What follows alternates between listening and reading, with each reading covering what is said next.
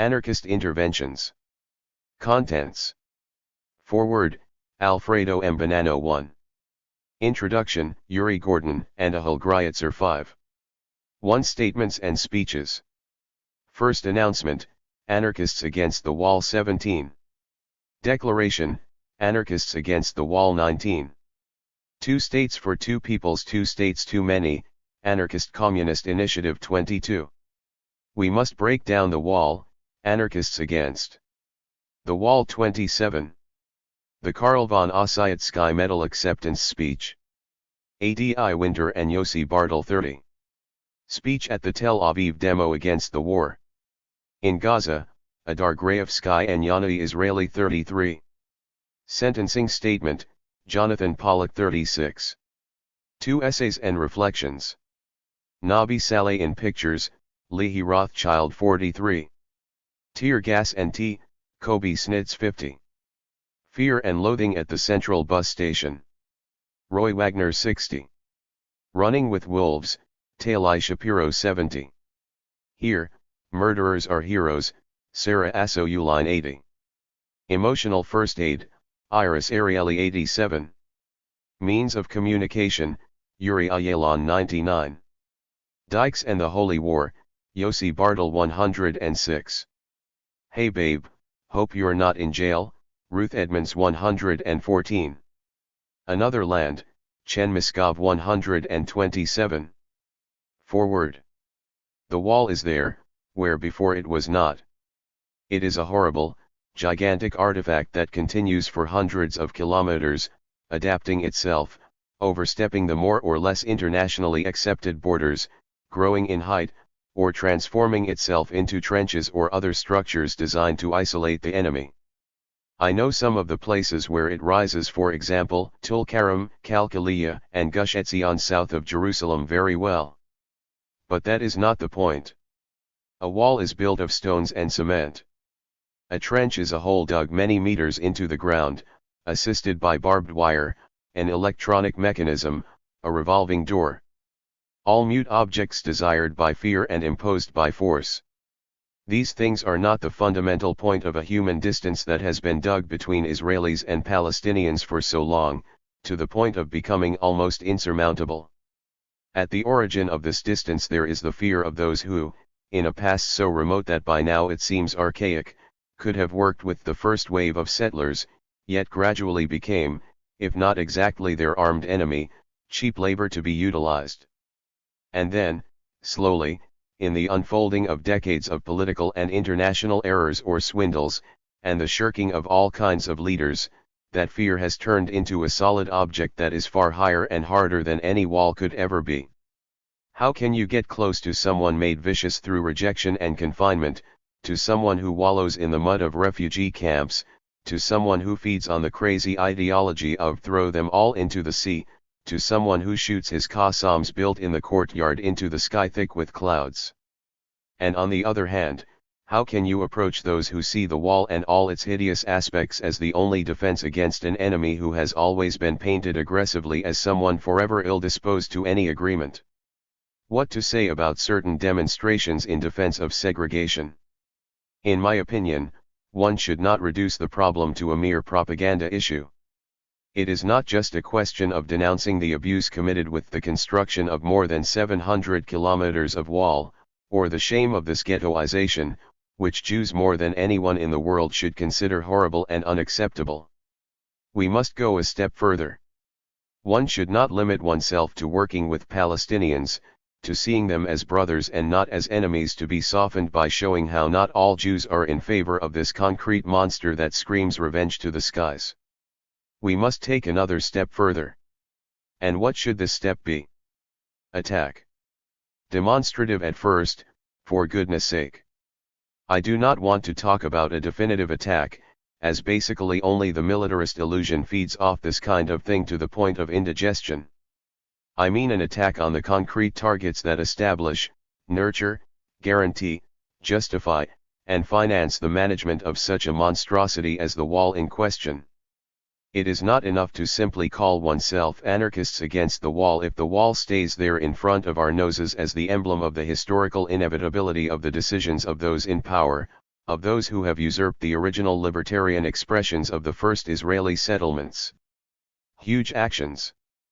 Thousands of people brought out into the streets, fraternizing between Jews and Palestinians such as to make the windows of the Knesset quake? Yes, possibly that too, but also something else besides. After all, anarchists, even on their own, have historically been capable of carrying out actions of attack, which in their small dimensions and reproducibility have inspired those who suffer exclusion, exploitation, and genocide. And this last word, believe me, was not chosen at random. The fact is that reality is right before our eyes. It does not need grand theories, or particular technical or strategic explanations. Just as that handful of women and men who became aware of its existence did not require any particular illumination. Often this fundamental condition of existence, the gaining awareness of a condition of tyranny that some are suffering, whether a few or many, individuals or entire peoples, is a problem that comes later. Once set in motion cannot be stopped by anyone. And who would be able to stop our action as anarchists? Do we need the charismatic signal of some leader perhaps? Some sort of strategic directorate made up of a handful of imbeciles declaring themselves a point of reference? Certainly not. We have to attack. Everything else is just a form of support, essential but not of vital importance. We know the crime that casts a shadow over our horizon by blocking the light of the sun. We know who the poor are, paying the consequences day in, day out. We know who is responsible, beyond the flags or religious choices that are more or less rooted in our forefathers' atavism. We need nothing else. Alfredo M. Bonanno. Trieste, February 26, 2012. Translated by Jean Weir. Introduction. These are bleak times in the eastern Mediterranean. Far from moving toward a just end, the Israeli occupation of the West Bank deepens daily. Jewish settlements continue to expand, while Palestinian homes, wells, and olive groves continue to be destroyed. Millions of Palestinians living under Israeli martial law continue to endure a decades-old system of oppression that denies them access to adequate medical services and education, obstructs them from traveling freely between their villages and cities, and surrounds their homes with a cement wall 26 feet high. Palestinian refugees, expelled from their lands in 1948 and 1967, are still denied return or compensation, while Palestinian citizens of Israel are subjected to systematic discrimination. In Gaza, Israel has withdrawn its troops and settlers but has substituted a siege, restricting supplies, and using mathematical formulas to keep the inhabitants alive on the verge of malnutrition. Yet in all this darkness, one ray of hope continues to shine, a relentless Palestinian popular resistance movement, which embodies all that is dignified and human about the struggle for freedom and equality in this land.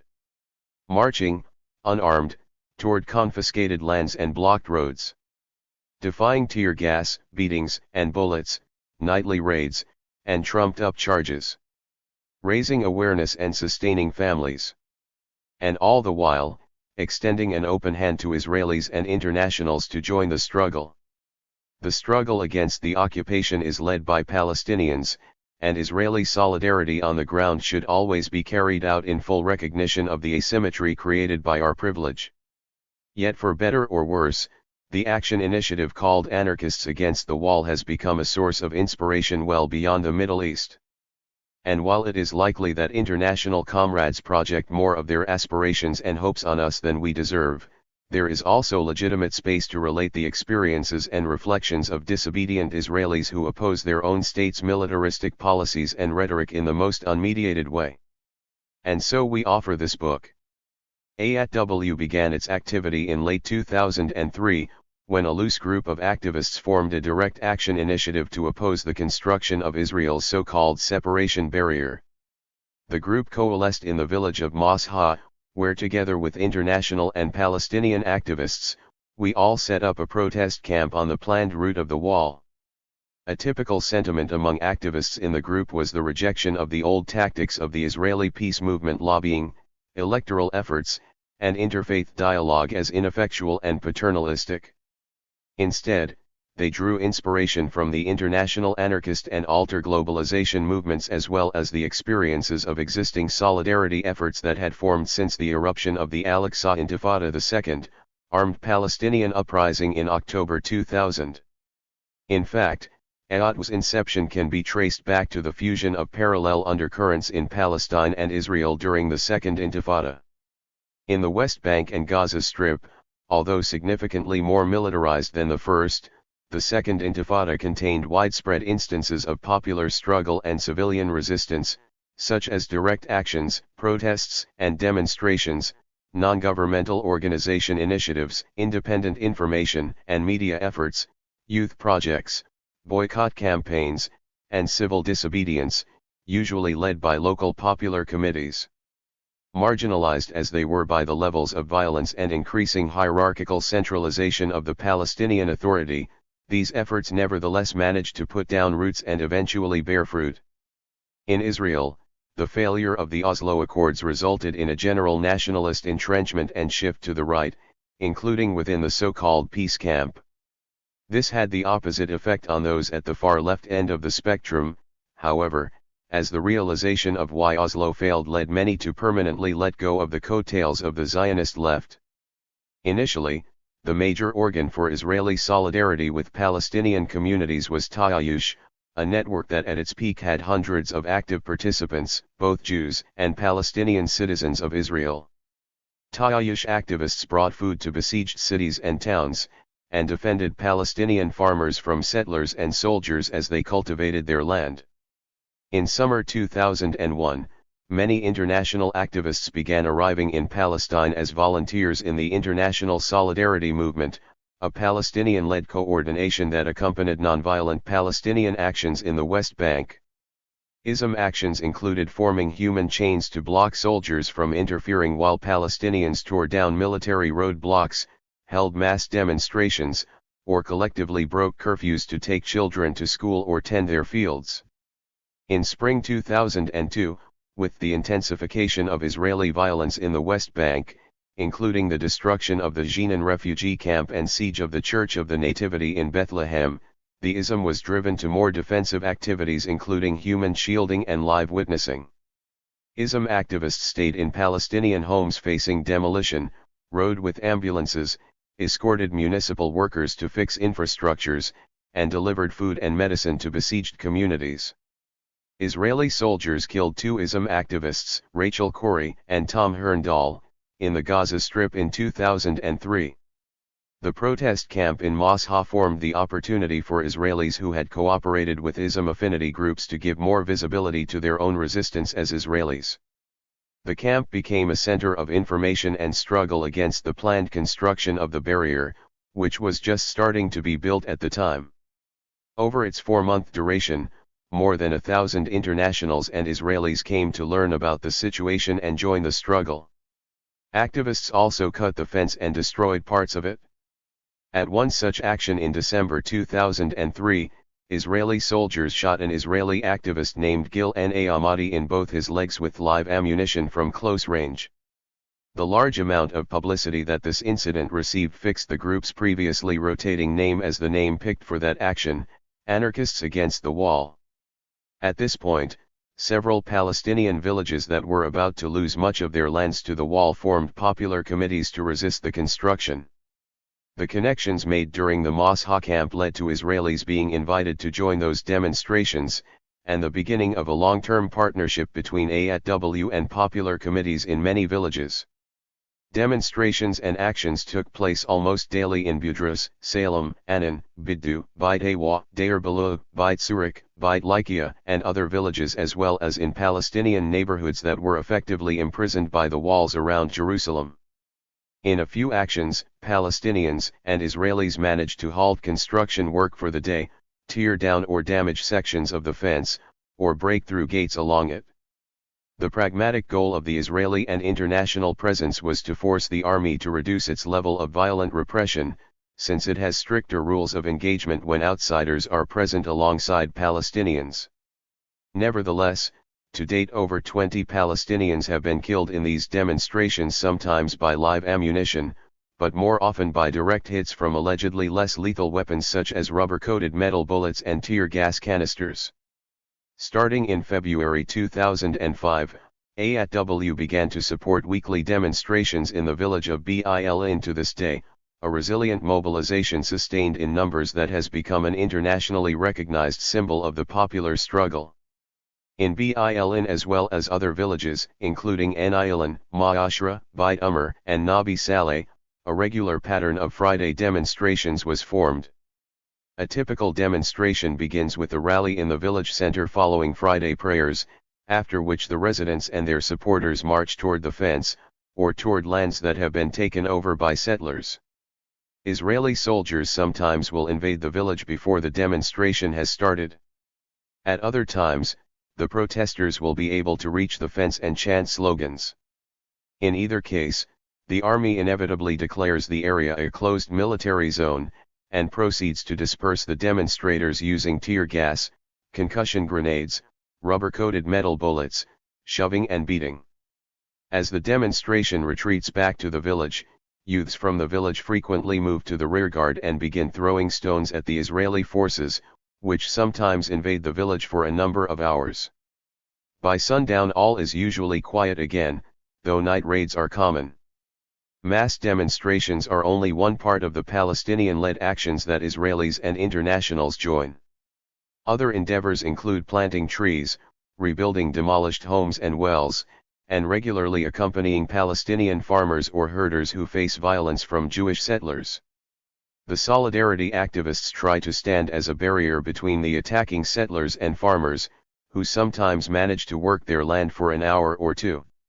Israeli soldiers are usually present at these events, but stand by doing nothing, or else join the violent attacks and arrest farmers and activists. AATW has also organized many anti-occupation demonstrations and actions inside Israel.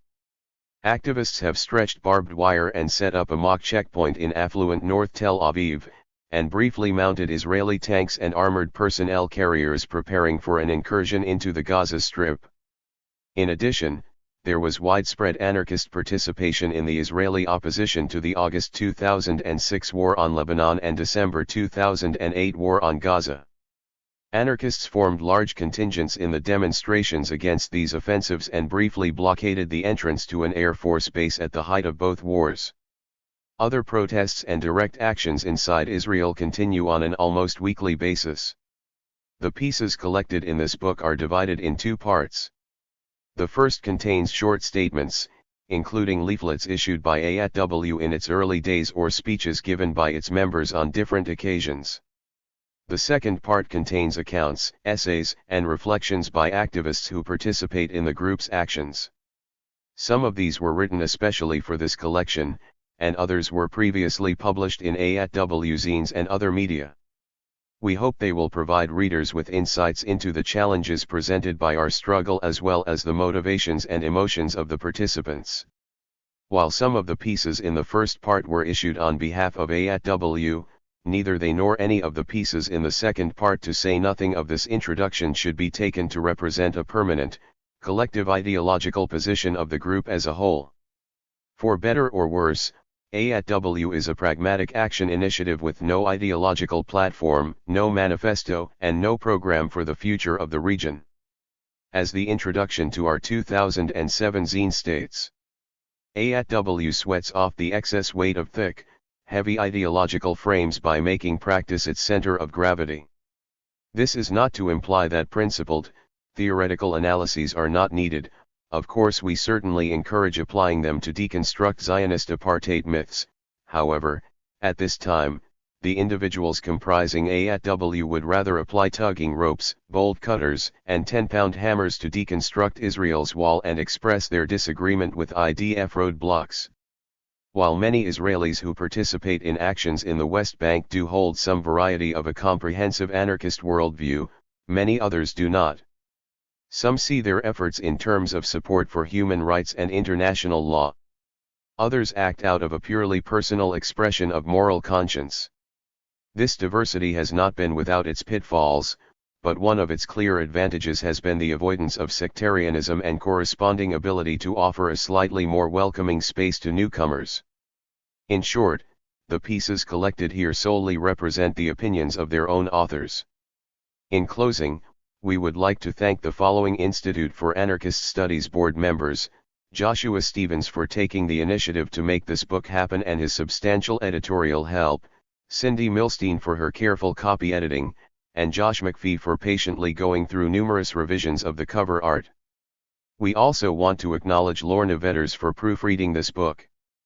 And we thank all the contributors who have dedicated their time and energy to writing and editing. This book is dedicated to the memory of our fallen Palestinian comrades in the popular struggle against the occupation. Uri Gordon and O. Statements and speeches. First announcement. This press release was issued on December 25, 2003, during the action in which Gil N.A. Ahmadi was shot, but before details of his injury were known. No to the ghetto that's being built by Jews. No to walls between people. Stop the occupation. Israelis, Palestinians, and international activists. Bring down the apartheid wall in Masha. At this moment, Friday afternoon, dozens of activists are tearing apart and breaking down the gate of the apartheid wall, which is also known as the separation fence, to enable free passage for the people of Masha to their lands. The activists, equipped with tools, are breaking through the gate that has remained closed since the wall was built 2 months ago. The farmers, whose land is on the other side of the fence, were told that they would be able to cross through the gate to work their lands. That promise turned out to be a methodical, crude, and cruel lie. All along the suffocating wall, the gates remain blocked and the Palestinian residents remain with no access to their only source of income. The army is present at the Masha village gates, which are located next to the Elkanah settlement, and yet it is not clear how the confrontation between the army and the activists will end. The activists are calling for joint active resistance by Israelis and Palestinians against the ghettoizing policy that the Israeli government is pursuing. The action is being held as a part of the alternative protest camp against the apartheid wall that started a week ago in Deir Baluch. The camp hosts Israelis and Palestinians, and is located on the path of the apartheid wall, on the land of the village's elementary school. We invite the media that follows Ariel Sharon's promises for the so-called evacuation of the settlements to come and see for themselves the land confiscation and settlement expansion operation that is taking place these days.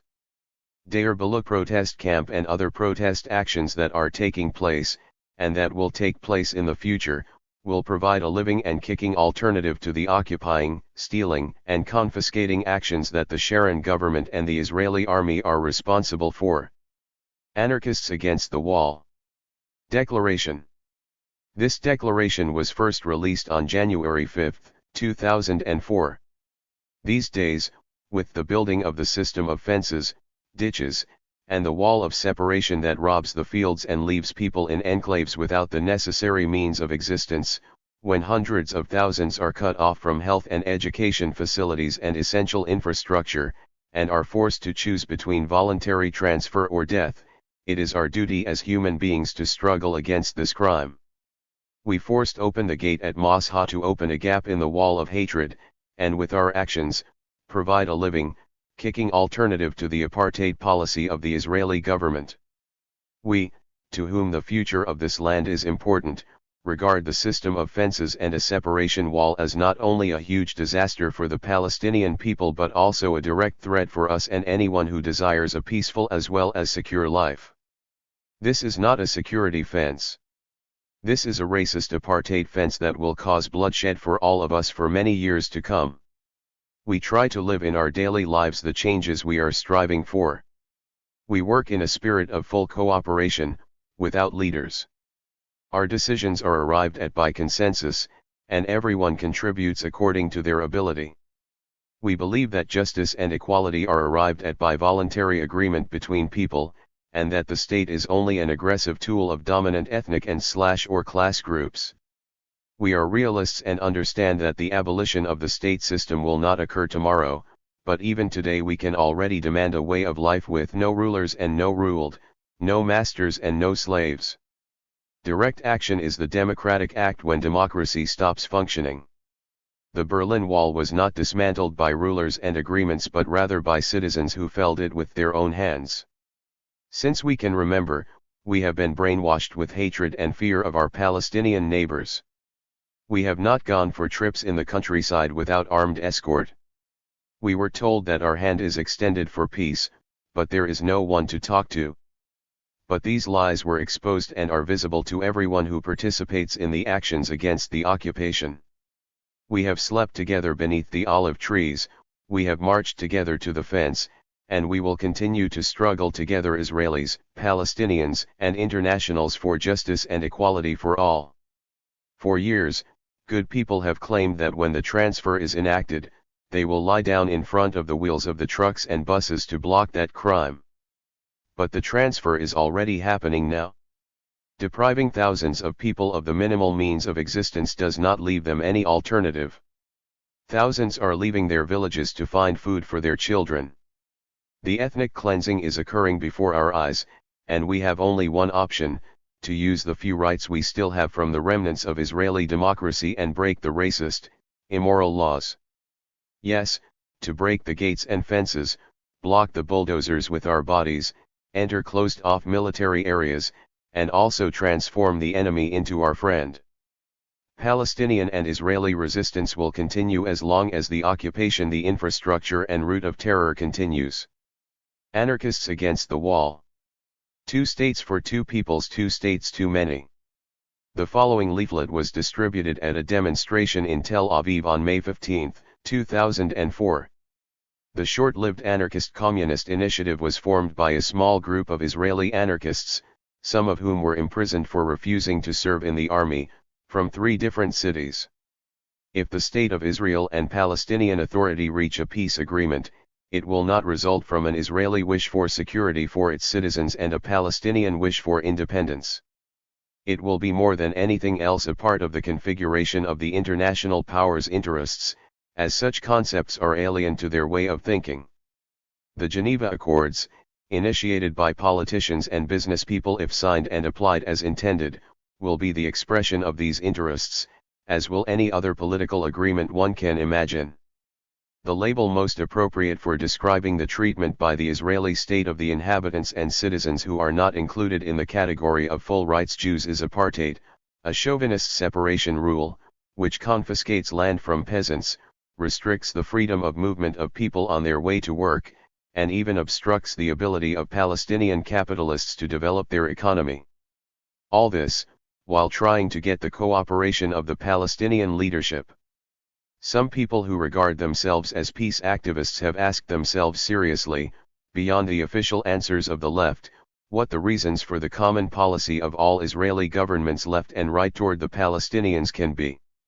We claim that it is not simply the conquering of one people by another, in the style of ancient empires, nor just the expression of a belief in an undivided land of Israel drawn from the Bible, neither does it stem from pressure from a strong lobby of settlers' leaders, though that surely plays a role too. The apartheid rule must be seen as something that serves several powerful interests. First, it serves the Israeli economy, meaning the Israeli capitalists, by supplying cheap labor power, which is mainly used by small and medium-sized employers in manufacturing and construction. The Israeli Arabs who were under military rule during the years 1948 to 1966 have played this role, and even more so, the inhabitants of the regions occupied in 1967. Only lately, as if it were a result of the Al-Aqsa Intifada and massive importation of temporary work immigrants, was free access to that labor interrupted. Big Israeli companies profited from the 1967 occupation mainly because it opened up a large consumer market for them with no competitors. The military establishment, which has always been powerful in Israel, and its top personnel have always enjoyed sure careers in government and industry after finishing their military service, and have a vested interest in prolonging the apartheid in order to assure their position as well as rights.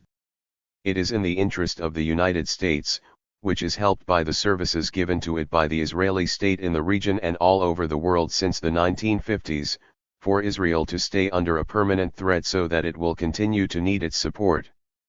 A reminder, Serious talks about the establishment of a Palestinian state only started 15 years ago, toward the end of the First Intifada.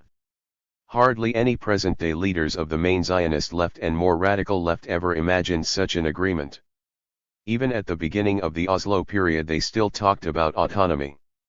The Palestinian Liberation Organization and anti-Zionist left were talking about the establishment of a secular state of all its citizens. The Palestinian Authority did not exist at all, in fact, until Israel helped to establish the Palestinian Liberation Organization in this role. The peace agreement providing for two states for two nations only entered the agenda when, following the First Intifada and changes in the global world economy, it began to fit the interests of sections of Israeli and U.S. capital. What does such a peace mean? If we continue the description of the situation in extended Israel as apartheid and compare it to that which existed in South Africa, we can see that peace means the submission of the Intifada to a comprador Palestinian leadership that will serve Israel.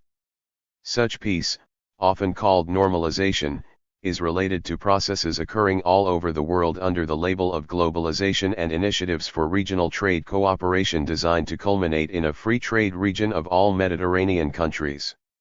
All over the world, agreements such as these have led to the takeover of local economies by multinational concerns, the infringement of basic human rights, deterioration in the status and conditions of women and children, social violence, and the destruction of the environment. Will such an agreement and peace at least bring the cessation of violence? We do not think so. Economic hardship and social gaps will increase, the refugee problem will remain unsolved, and the international economic support given to the huge number of unemployed in the Gaza Strip and parts of the West Bank will be legitimate. In this case, Palestinians will have to rely on their state, a small, dependent mini-state unlikely to be up to the task. States act within a system of interests, and common people like us are not high on their list of concerns. If we want to bring about any sort of change for the better, to decrease the gaps and stop the mutual killing, we need to behave not as the obedient puppets of political leaders financed by Europeans and Americans who do nothing more than the odd democratic protest. We need to act instead in order to remove national partitions, and above all resist the military forces that cause mutual and continuous slaughter. We do not need to promote a political program, be it that of the Geneva Accords or some alternative. Rather, we must put the demand for an entirely different way of life and equality for all the inhabitants of the region on the agenda. Even if we act in an independent way, we still have to remember that as long as there are states and as long as the capitalist system continues to exist, every improvement we manage to achieve will be partial and under permanent threat. Thus, we have to see our struggle as part of the struggle being carried on throughout the whole world against global capitalism, call for a revolutionary change based on the abolition of class oppression and exploitation, and aim toward building a new society, a classless anarchist communist society. A society in which there will be no state coercion, where organized violence will be abolished, where chauvinism will be non-existent, and where all other evils of the capitalist era will be removed. Anarchist Communist Initiative. We must break down the wall. Leaflet distributed on September 23, 2004, in Tel Aviv during the celebrations for the release of 5 Israeli conscientious objectors after 2 years in prison. Would you buy a used toaster from Danny Nave? Would you buy a used car from Tsahi Hanegbai? So how come you buy these disastrous plans that will influence your life for many years to come from them and their friends, Arik, Bibi, Ehud, and Limer, along with all the other interested parties from everywhere on up to the Likud Central Committee? Do you trust them that the solution here is fences, walls, and apartheid? At the end of 2002, the Israeli government started to build a separation fence. The route decided on mostly passes deep within the Palestinian area, destroying thousands of acres of agricultural land, separating children from their schools, sick people from their medical treatment, and people from their relatives. The twisted route creates ghettos, enclaves that prevent normal connections between villages and the surrounding world. Thousands of fruit trees are being uprooted to clear the way, trees that provide the main source of income to people who are already prevented from working in Israel. The government presents the route as just a security measure, but both the Israeli Supreme Court and International Court of Justice have stated that the route is illegal and seriously harms the lives of the inhabitants. This raises the questions: was this harsh harming of the inhabitants taken into the security considerations? Does a person whose resources have been stolen, whose trees have been uprooted and whose honor has been trampled become less dangerous? So if it is not for security, what really hides behind the decision to build such a fence? The sad answer is transfer. Not the kind in which people are forced onto transports and taken away, but instead a quiet transfer, one where life is made so unbearable for people that they are left with only two options: to get out or explode. Since January 2004, the villagers have chosen a different option: nonviolent struggle against the fence, inspired by figures like Nelson Mandela and Martin Luther King Jr. Men, women, children, and old people go out of the villages to try to block the bulldozers with their bodies, to prevent the destruction and robbery, accompanied by Israeli and international activists who arrive to stand by their side in solidarity and try to decrease the level of violence of the army. This was not always helpful. Frequently the army responds with extreme violence, using batons, shock and tear gas grenades, rubber-coated bullets, and even live ammunition. Throughout the year there have been dozens of harshly repressed demonstrations, resulting in the killing of 6 demonstrators and the injury of hundreds. The media has usually chosen not to focus on what's happening, and only a decision from the Supreme Court stopped the free stampede of bulldozers for a while. In recent days, work on the building of the fence has been renewed with full speed, again in the Palestinian areas, in clear disregard for the Supreme Court's verdicts. Now it is no longer possible to avert your eyes and say, "We did not know." Now is the time to act. Stop the madness. Stop the fence. Anarchists against the wall. The Karl von Ossietzky Medal acceptance speech. On December 7, 2008, in Berlin, the BILN Popular Committee and AATW were jointly awarded the prestigious Karl von Ossietzky Medal, given annually by the International League of Human Rights and named after the German Nobel Peace Prize winner who died in Gestapo custody. We would like to be honest: we are standing here, at this podium, although as anarchists the situation raises mixed feelings for us as well as our comrades. Honestly, we are reluctant to receive prizes for political activism. We would prefer not to be singled out for glory and receive gratitude for doing what we feel is our duty. Despite our anarchist reservations, which under normal circumstances would have prevailed, as Israelis and beneficiaries of our country's unjust deeds toward Palestinians, we are thankful for your support of the Palestinian struggle against Israeli apartheid. Here at this podium, just as in the olive groves of the West Bank, our primary moral duty is not to maintain ideological purity but rather to stand with Palestinians in their resistance to oppression. We recognize the importance of garnering international support for the ongoing struggle and the major contribution of this award to this end. We believe that standing here, in the current state of affairs, is a direct continuation of the blocking of bulldozers, standing side by side with the stone throwers, or running away from tear gas along with young and elderly protesters. Here, as in the olive groves, we would like to stress that we are not equal partners but rather occupiers who join the occupied in their struggle. We are aware of the fact that for many, the participation of Israelis in a Palestinian struggle serves as a stamp of approval, but in our eyes, this partnership is not about granting legitimacy. The Palestinian struggle is legitimate with or without us. Instead, the struggle is an opportunity for us to cross, in action rather than words, the barriers of national allegiance.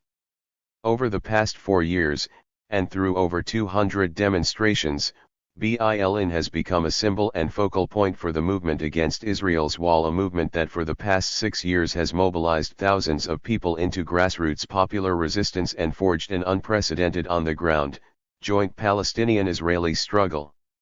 The fact that the movement is a civilian and unarmed one only serves to accentuate the army's excessive and unjust violence. Thousands have been injured, hundreds jailed and imprisoned for lengthy periods, and 15 were killed, 10 of them minors. We would like to dedicate this medal to the two most recent casualties of the struggle, 10-year-old Ahmed Mousa and 17-year-old Youssef Amirah, who were murdered by border police officers in the village of Enilan 4 months ago as part of the attempt to militarily suppress the wall-related insurrection in the village. Thank you again for supporting the joint popular struggle. Adi Winter and Yossi Bartel. Anarchists against the wall. Speech at the Tel Aviv demo against the war in Gaza. On January 3, 2009, 8 days after the beginning of Operation Cast Lead, AATW took part in a 1,000-person strong march and rally in Tel Aviv against the attack on Gaza. The following is the speech that two AATW members wrote for the event. The attacks on Gaza bear witness to an alarming process pushing Israeli society further into the realms of extremism. Through this process, attacks on civilian populations become more and more brutal, while being simultaneously portrayed as essential, in fact, as the epitome of justice. It is the process of a moral obtuseness washing over our entire society, a process by which everything and anything becomes permissible. What makes this extremism possible? It takes hold through the distortion of facts and blurring of notions. Such blurring is encouraged and nurtured by politicians and military officials, and it has been accompanying us as a society for a long time. We can all recall how the deepening of the occupation in Gaza and the West Bank was referred to as a peace process, how total Israeli control over people's lives in Gaza was termed disengagement, and how a cruel siege that included mass starvation and withholding of the most basic goods became known as a period of calm. Today we are told that a ruthless attack on Gaza's populace is in fact a war on Hamas. Dropping bombs on residential areas in the world's most densely populated region is not a war crime but instead an assault on the infrastructure of terrorism. Shelling the University of Gaza's female dorms is eliminating explosives labs, and murdering hundreds of women and children constitutes just and moral combat. Foreign Affairs Minister Tzipi Livni went even further and explained how waging war is essential to the advancement of peace, no less. Yes, it appears that what we are witnessing in Gaza today constitutes the Israeli government's current definition of a peace process. We have come here to say that this war is not necessary and is certainly not just. We have come here to refuse the politics of hatred and vengeance. We have come here to oppose the whitewashing of war crimes, and their portrayal as a fight against terrorists. We are here to say that those who speak out against civilian casualties in Sderot cannot avoid speaking out against the mass killing that is taking place in Gaza, courtesy of the Israeli army's bombardments. Thousands of people, both Palestinian and Jewish, have demonstrated against the war in the course of the past week. Israel's security apparatus along with the mainstream media are doing their best to forcefully silence these voices of sanity. Those who expressed their opposition to the war were denounced as traitors, and their protests were portrayed as disturbances. But above all else, the power forces within Israel have tried to crush the growing dissent through mass arrests of Palestinians all across the country. Over 700 people who dared oppose the war have been arrested in the past week. More than 200 of them are still imprisoned, nearly half of them minors. This is a form of racist, political persecution that should worry every single Israeli citizen. We stand here today, together, Jews and Palestinians, women and men, to make sure our protest is heard, to say no to military attacks on civilian populations and no to war. We are frequently asked, why are you constantly opposing? We are marching here today not to oppose but rather to voice our support for a ceasefire, for a period of real, mutual calm, support for lifting the siege, for recognition of the fact that Gaza and the West Bank are a single entity, support for an end to the occupation, and support for a joint Jewish-Palestinian struggle for liberty. Adar Gray of Sky and Yanai Israeli. Anarchists against the wall. Sentencing statement. On January 31, 2008, some 30 protesters participated in a critical mass bicycle ride in Tel Aviv to protest the siege of Gaza. During the protest, plainclothes police arrested Jonathan Pollock because they recognized him from previous protests, and as they claimed in court, assumed he was the organizer of and figurehead for the event. Jonathan read the statement before his sentencing. Your Honor, once found guilty, it is then customary for the accused to ask the court for leniency and express remorse for having committed the offense. I find myself unable to do so, however. From its beginning, this trial contained practically no disagreements over the facts. As the indictment states, I indeed rode my bicycle, alongside others, through the streets of Tel Aviv to protest the siege on Gaza. And indeed, while riding our bicycles, which are legally vehicles that belong on the road, we may have slowed down traffic slightly.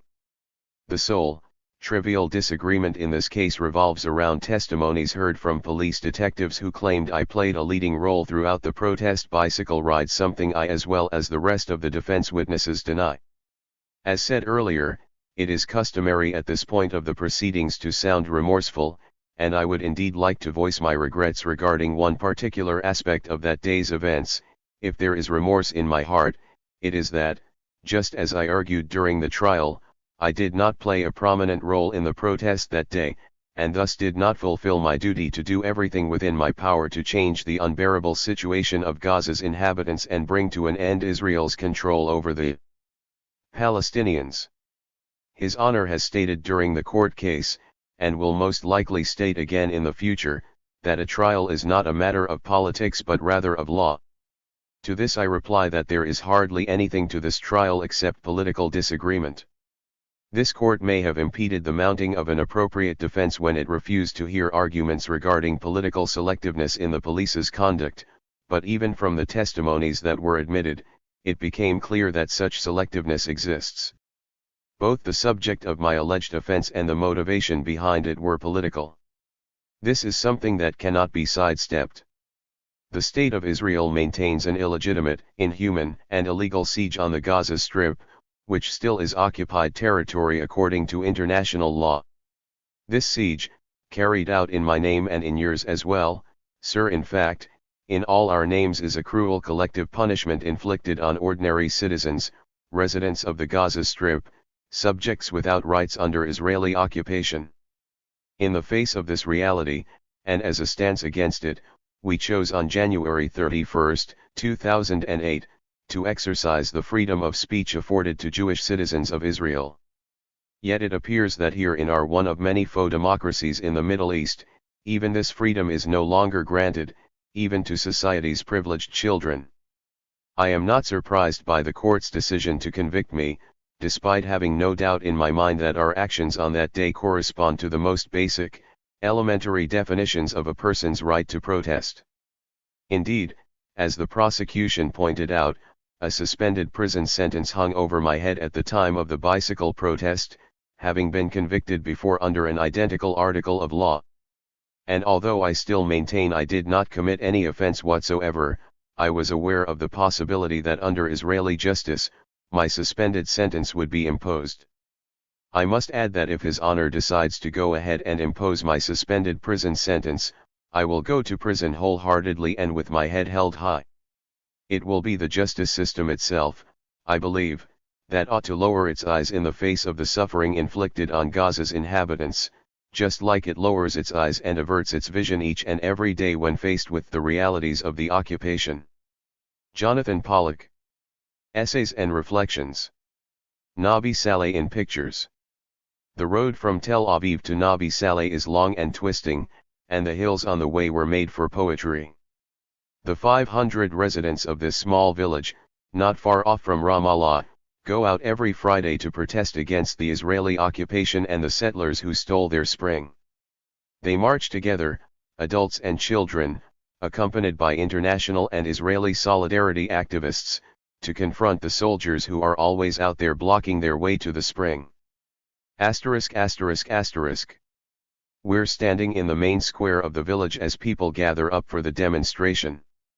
It's my first time in Nabi Saleh, and I am more than a little bit scared. Most of what I have heard about the village was in first aid classes, so I know all about the different sorts of injuries to be expected, but nothing about the people. Bassem Tamimi walks over and introduces himself. His warm welcome will cross my mind whenever I see his face in photos from the military court and prison afterward. As we start marching, Tal tells me about the protests and shows me escape routes. She is cut off abruptly by a rain of tear gas canisters, putting those escape routes into immediate use. We march again.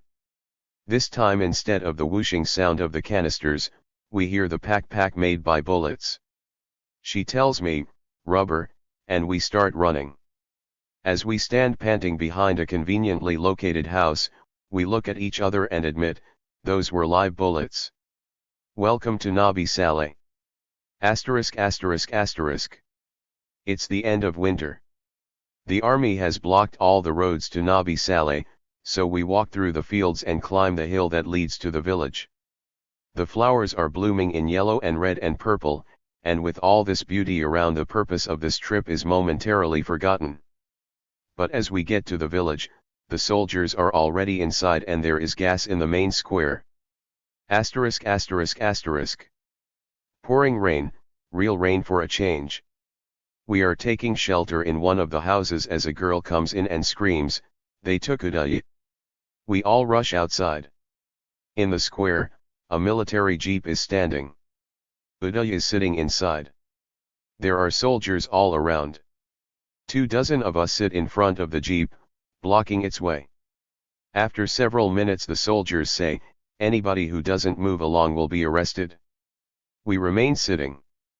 The ground is wet, and the little kids of the village come and offer us pieces of cardboard cut off boxes that we can sit on. We squeeze onto them. A soldier points at one of the activists they know well, and tells the other, "That's Kobe, take him, you can arrest him any day." So they come and take him. He doesn't resist, although some of us do try to get in the way. When they try to grab the girl who sat next to him, though, they pepper spray her and all those who try to arrest her.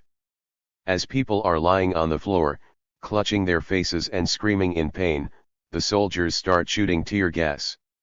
While we busy ourselves with tending to the injured, the military jeep drives off, carrying away 2 Israeli arrestees, along with 16-year-old Uday. The Israelis were released that very day. For Uday, it took another 8 months. *****. The soldiers are blocking the protest. Several dozens of us stand in front of them. Hurriyat is leading the chants. She stands as close as she can get to the soldier opposing her. "Italal," she chants. "Thora," we answer. "Istidan." "Thora." "Al-Jidar." "Thora." To the words occupation, settlements, and the wall, we offer the same response, revolution. For a long time the chants go on and on, until a soldier drops a gas canister in our midst, and the group breaks up in its haste to get away. I hide behind the fence of a nearby house, on the same line with the soldiers. They won't gas this area. Then I go back and along with another friend start yelling at them, "Does that make you feel brave? Do you feel like heroes? Much respect, you succeeded in dispersing a group of people who were shouting slogans," and so on. 2 little girls are walking back down the road. They stop when they reach the soldiers. They start singing. "Matini, Matini," they sing. My homeland, the Palestinian anthem, 2 6-year-old girls chime in front of a dozen fully armed soldiers. They sing in small childish voices, but their words ring loud and clear, and from behind them more and more people start coming, until the whole group that was dispersed by gas stands there echoing, "Matini." When the song is over, the group breaks into another one, and another one follows. It took a blue spray of smelly skunk water from the army's cannon to put an end to the singing and send everybody running again. In the air, the voices remained. *****. I'm sitting in a cafe in Tel Aviv with some friends. We have chosen to spend this Friday in Tel Aviv in order to hold banners for the boycott, divestment, and sanctions campaign at the Human Rights March. In between sandwiches and coffee, I'm following the tweets from Nabi Saleh on my phone. Tear gas canisters shot directly at protesters, rubber bullets, minor injuries, nothing out of the ordinary. All of a sudden, though, there is Twitter hysteria. Someone was critically injured in Nabi. I tell my friends. I'm reading the tweets out loud. They say head injury, they say directly hit by a tear gas canister from a short distance, they say Mustafa Tamimi and blood everywhere. They don't leave much place for hope. I can hear them screaming through my smartphone screen, I can see the blood, and there's nothing I can do but share the information, and pray, but I've got nothing to pray to. I'm pretty sure I've made some plans for the evening. I can't recall what they were. I'm supposed to be writing my coursework, instead I'm writing Facebook updates and reading tweets. I follow the updates throughout the Friday meal with my family, and I sit in front of the computer late into the night. As the evening proceeds, it looks like there is some reason for optimism. The reports from the hospital say that it looks like he is going to make it, with no brain damage, and they might even save his eye. Looking at his injury photo on Facebook, though, it seems quite unlikely, but I want to believe it. I go to sleep to the sounds of Leonard Cohen singing Hallelujah, the only prayer I know. The morning comes, I reach out for my phone, and the first tweet I see says it all, Martyr Mustafa Tamimi.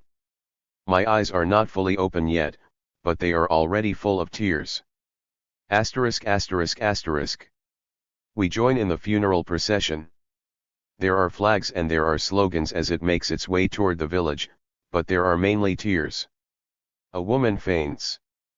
People walk and hold on to one another. Everybody seems so broken.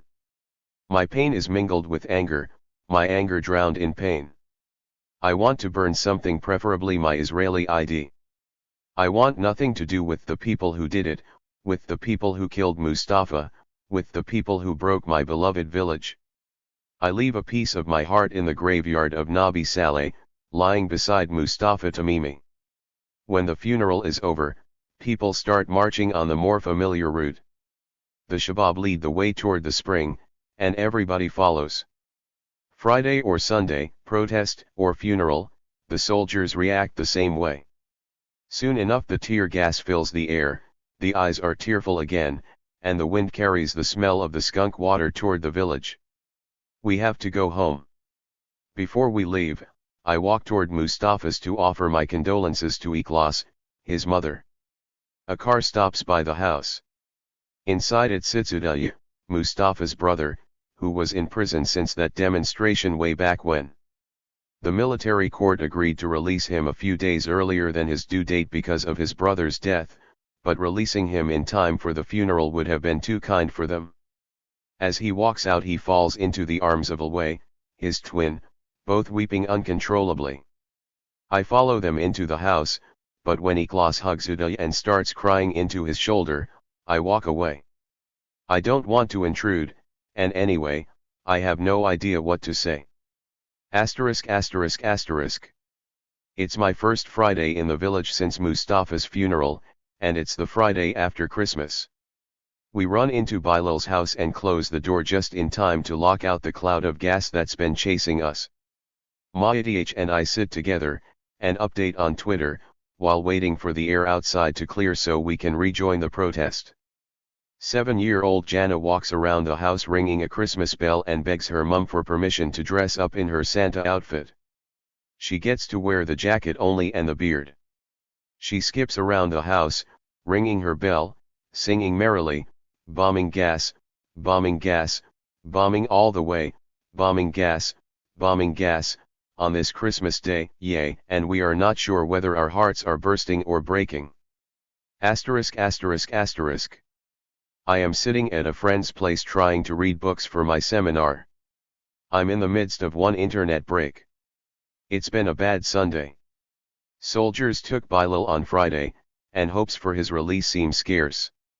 It seems like there's nothing but bad news all around. But then I see a photo.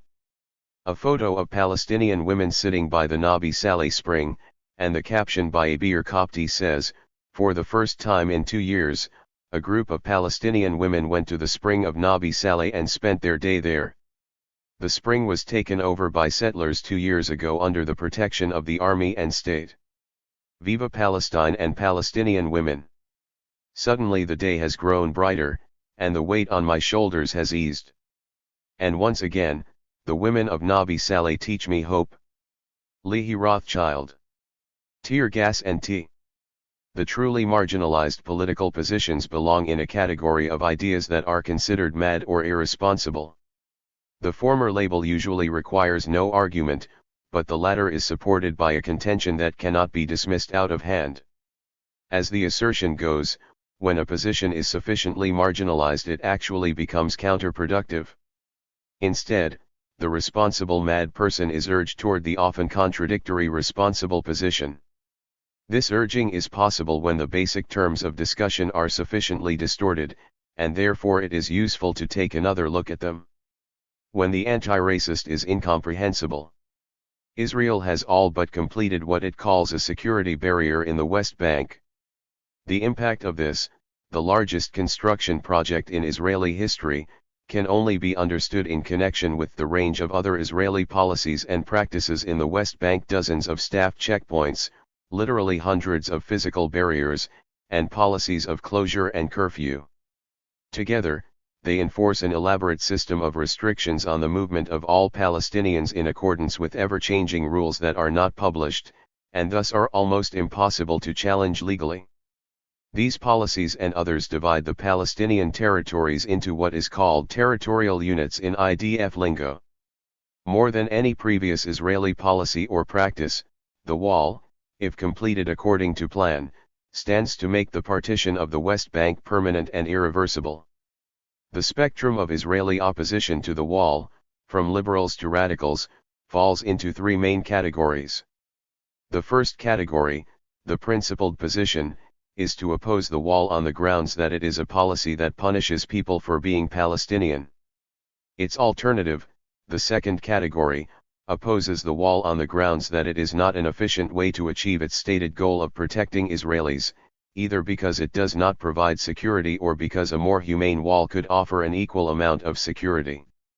These two categories are diametrically opposed in the sense that to criticize the wall for being inefficient is to imply that had the wall been efficient, it would have been legitimate.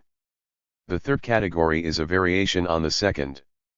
It contains calls for the construction of the wall on the Green Line, but crucially omits the condition that Israel retreat back to the Green Line.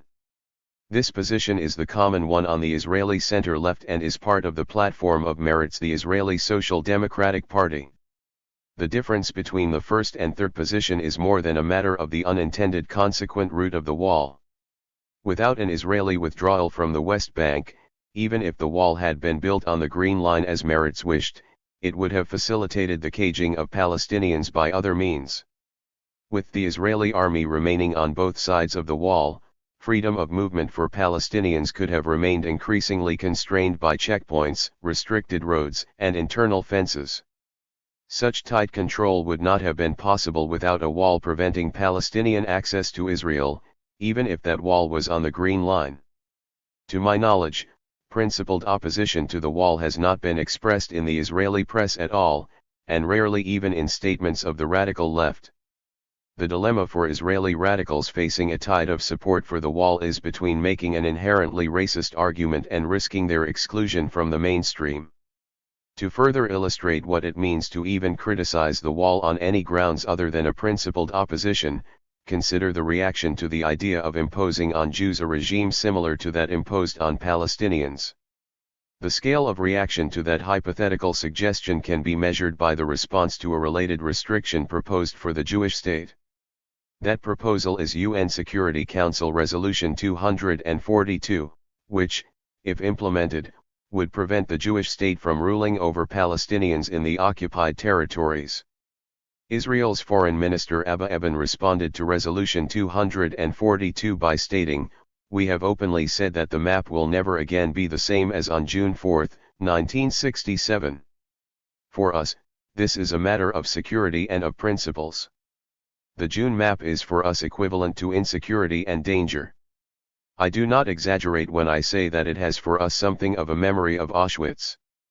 Following Eban, the Israeli right commonly refers to the 1967 borders of Israel as Auschwitz borders. Moreover, consider the idea that restrictions on Jews would be justified by the existence of a Jewish threat. Such a discussion should be rejected flat out, in its entirety, as being extremely racist. Claiming that a so-called Jewish threat could be dealt with differently would undermine such an unequivocal rejection. In fact, even the mere allusion to a Jewish threat in terms such as Jewish Bolshevism portrays those using it as anti-Semitic. Thus, to continue arguing for a more efficient way to deal with such a threat is to accept one of two racist premises that may underlie it, namely, that all Jews are responsible for the actions of some Jews, or that even if they are not, it is still legitimate to punish innocent Jews.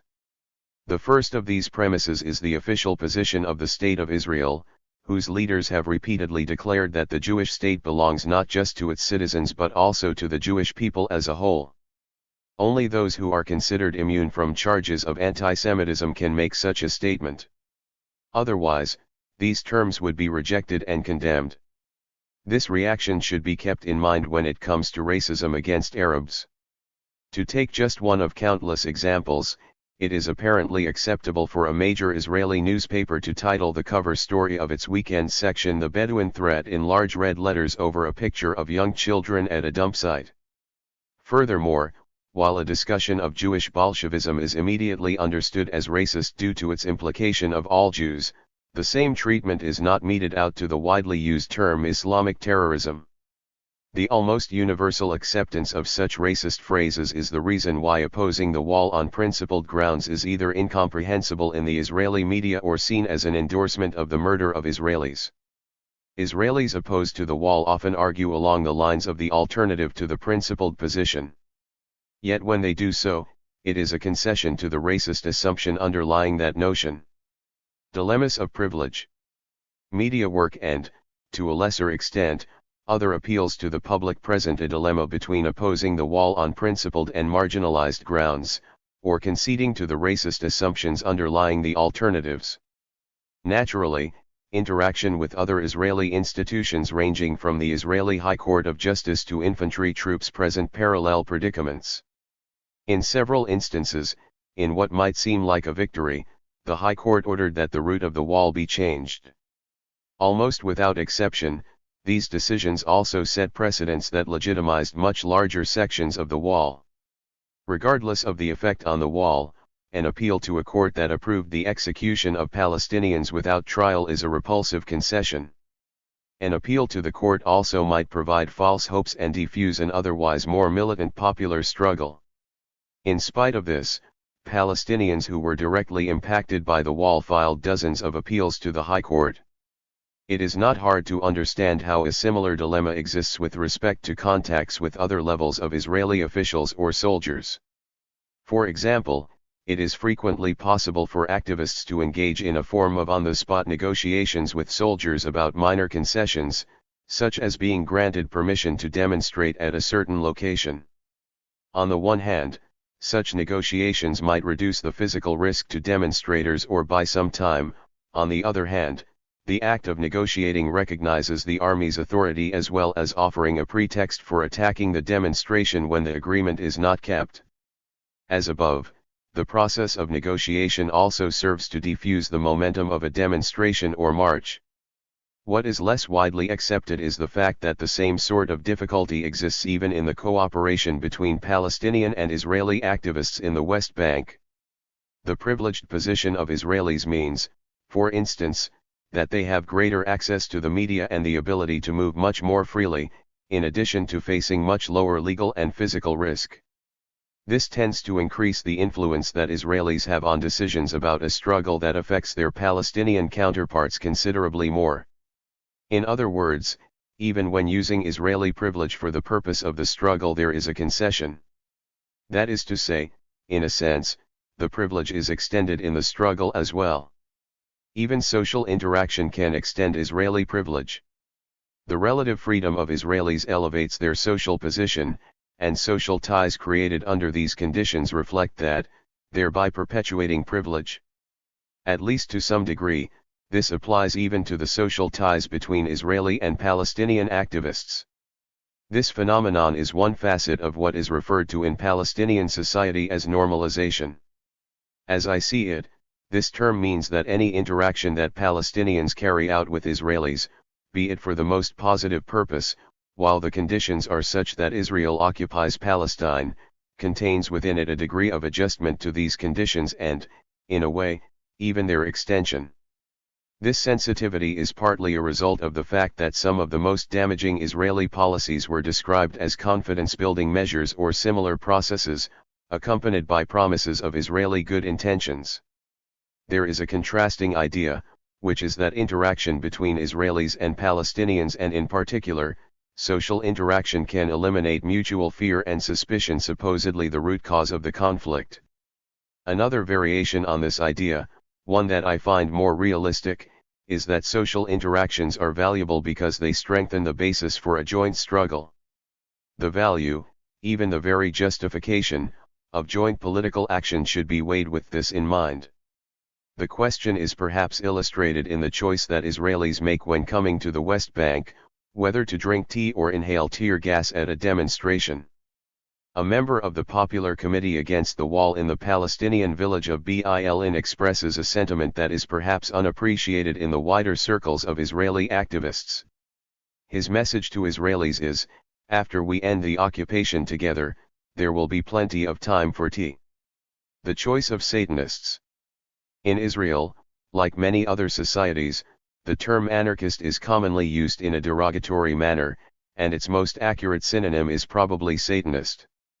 The Satanic Association actually serves two purposes: it frees AAW from considerations of its public image, which tends to paralyze political action, and more important, it demonstrates the group's intent to set its own agenda.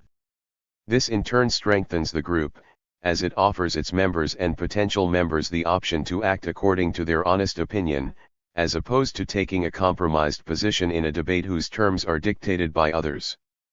Another unique aspect of AAW's work is the joint struggle it wages together with Palestinians.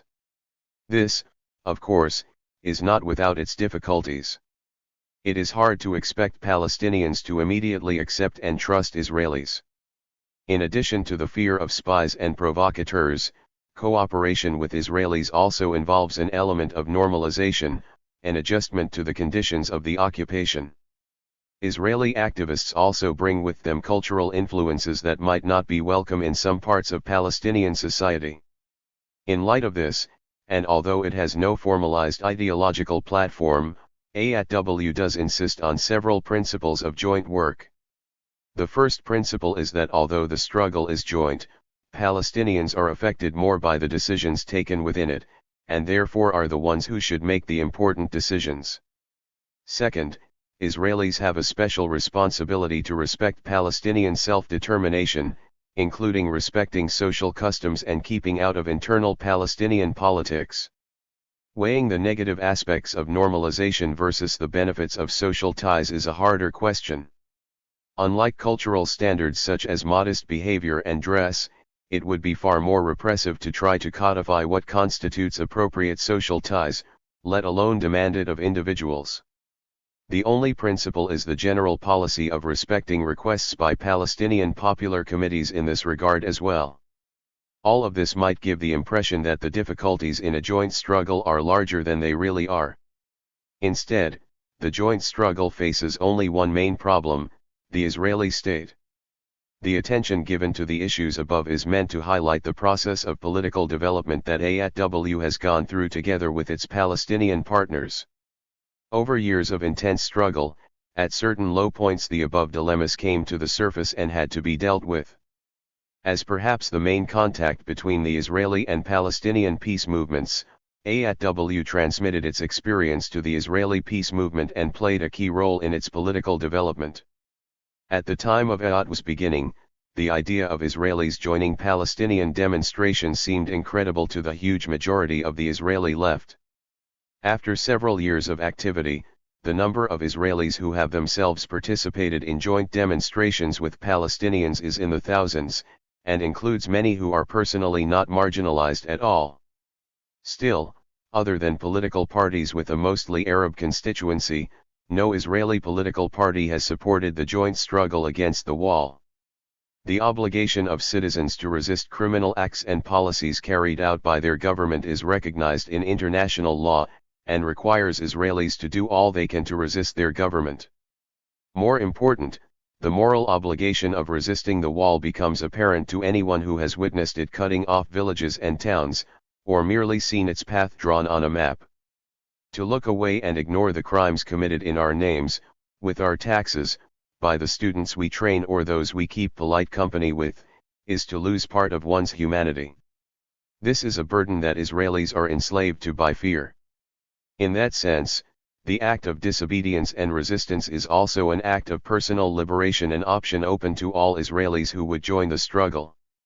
The struggle of Palestinians against those who would have them move away or disappear is a constant struggle to simply exist. Israeli supporters join this struggle one day at a time, at a certain risk to themselves. Nevertheless, the harshest penalty likely for Israelis does not include a lifetime of financial insecurity and being subjected to the whims of occupying soldiers. If those penalties are not enough to deter our Palestinian partners, they should not deter us Israelis either. Kobe Snitz. Fear and loathing at the central bus station. I think Tel Aviv is not only the most beautiful city on the face of the earth, it's probably also the most beautiful city that could ever possibly be. But that's a minority opinion. Activists tend to think of it and everything around it, and of Israel in general, as despicably heinous. They are right, of course. Wherever you go, you're surrounded by soldiers. Soldiers in uniform carrying guns. Reserve soldiers, living their civilian lives, except for 1 month a year, when they go back to being proper soldiers. Former soldiers, who think you too should be a soldier. Mothers, fathers, wives of soldiers. People who think that soldiers are always right, and that they deserve a 10% discount in shawarma stands, and that they keep us safe. Border police soldiers on civil police duty. Oh, and there's that depressed, alienated, self-loathing little soldier that I used to be. And since soldiers are not only the people doing wrong but also those who might arrest you, or shoot you, or kill your friend this coming Friday, you don't just dislike them, you're also scared. Days spent feeling surrounded, wishing you were anywhere else. Ending up in school in Berlin or somewhere up the East Coast. Little communities protect us from the world of soldiers. Being vegan helps make the cut clear. Veganarchism doesn't just mean not feeding off the suffering of animals, like Orthodox Judaism, it also means not eating with the Gen Pop of the barracks of Israel. With the info shop, and the vegan queer punk cult bar, and a couple of semi-communes, we almost have what it takes to keep apart at times. We can't avoid the increasingly rampant fascism and capitalism, but we have our hideouts when we need them. You can't reason with the people who defend soldiers. They're totally brainwashed. Facts don't matter, my stance just can't make sense on their terms. That Jews are an oppressed, hunted, endangered species is for them an uncontestable, elementary truth. That to survive, us Jews must strike hard and first is what we're taught since we're old enough to be taught anything at all. And it always comes down to that, and so details like whose land the wall cuts through, and who said what in court, and who it was that cast some stone or shot some bullet, and at whom are nothing anyone really should, at bottom, ever mind. So we give up on these people. Our statements are not meant to communicate but to rage and keep us going. The slogans at our demos, from a Zionist outside, appear as the expression of a world turned upside down, self-hating and senseless. With no audience, the demos make little sense to us as well. I never chanted slogans with any genuine passion until I shouted them from within a fascist mock block, and never have I sung a song of protest with such fervor as I did Hatikva wearing a fascist chic black shirt and a red band around my arm. Eot's most spectacular action was a die-in during the attack on Gaza. Finally, we embraced the explicit wish of those so glad to see civilians bombarded, the wish that the anarchist traitors would just drop dead. ******. My own activism was first sparked by Inat Fishbein's local press reports on the new residents of Tel Aviv. In 1993, Tel Aviv's central bus station, the largest in the entire Middle East, the largest in the whole wide world, except in New Delhi, which had been under construction for ages, was finally all done. It devastated an already run-down quarter. The older Jewish population, of Arab and Caucasus descent, had been evicted, or was migrating or dying out. Tin and wood shacks from the 1930s still survive in a small enclave on a hill, but the adjacent tiny cottages with their protected tenants now stand to be replaced by office blocks. Filipino migrant workers moved into the gloomy refurbished industrial projects and unglorified Bauhaus boxes that keep falling apart around the broken marketplace arches, what's left of the ghost of Palestine past. Eventually it became too eerie for the Filipinos, and they moved out. Now it's mostly Sudanese and Eritrean refugees. Palestinians keep passing through, their profiles hanging low, trying to avoid nasty encounters with border police patrols. That's where my activism started, and it involved a choice. I chose migrant workers. Alienated by Israeli soldierdom, I chose those victims of state-enabled exploitation, living under a sword hanging by a precarious legal status thread, so even so-called legal workers can be deported overnight. Later on, my choice of activism became more and more diverse. The local Green Patch hosted our J14 social justice tent encampment, the summer before Occupy Wall Street began. At first, when joining West Bank actions, I was still more apprehensive of those lurking, evil Palestinians who might be out to get me than I was of soldiers who posed a genuine threat to my well-being. But activism turned out to be a slippery slope. The more active I was, the more I knew about the market and state. The more I knew about the market and state, the more I felt alienated by the society I lived in. The more I felt alienated, the more I retreated from the life of mainstream gay Tel Aviv into that of the anarcho-activist scene. Asterisk. Across the river from the central bus station lies Kfar Shalem. Kfar Shalem was where Jewish Yemenite immigrants, who had been lodged in houses left behind by Palestinian refugees, were dispossessed and evicted when the state that had put them there decided, 60 years after the fact, that they had no right to their homes, and must make way for real estate entrepreneurs. Many of the people who used to go to West Bank demos were organizing actions with the tenants who were about to be thrown out, tenants who belonged to the very soldier nation that alienates activists so much. Standing in solidarity with people who spoke my language, shared my citizenship, and served in my army felt stranger than standing in solidarity with Palestinians and migrant workers. When I encounter Palestinian nationalism or chauvinism, it's easy for me to set it aside by telling myself that my solidarity is with their place as victims of the Israeli occupation, and that I, an occupier, a participant in the violence that enables much of this nationalism and chauvinism, can't cast judgment. Criticizing from my position won't do any good, it will only reassert my position as the whiter man who knows better and pretends to speak from a higher moral ground. My place, then, is to express solidarity with their struggles on their terms, especially where these struggles challenge nationalism and chauvinism, building the scaffolding for our common future struggles for a better life together beyond the occupation. But when it came to my Jewish Israeli compatriots in Kfar Shalem, I felt that their nationalist and conservative agenda was something I must reject, because it was the kind that I was dealing with daily.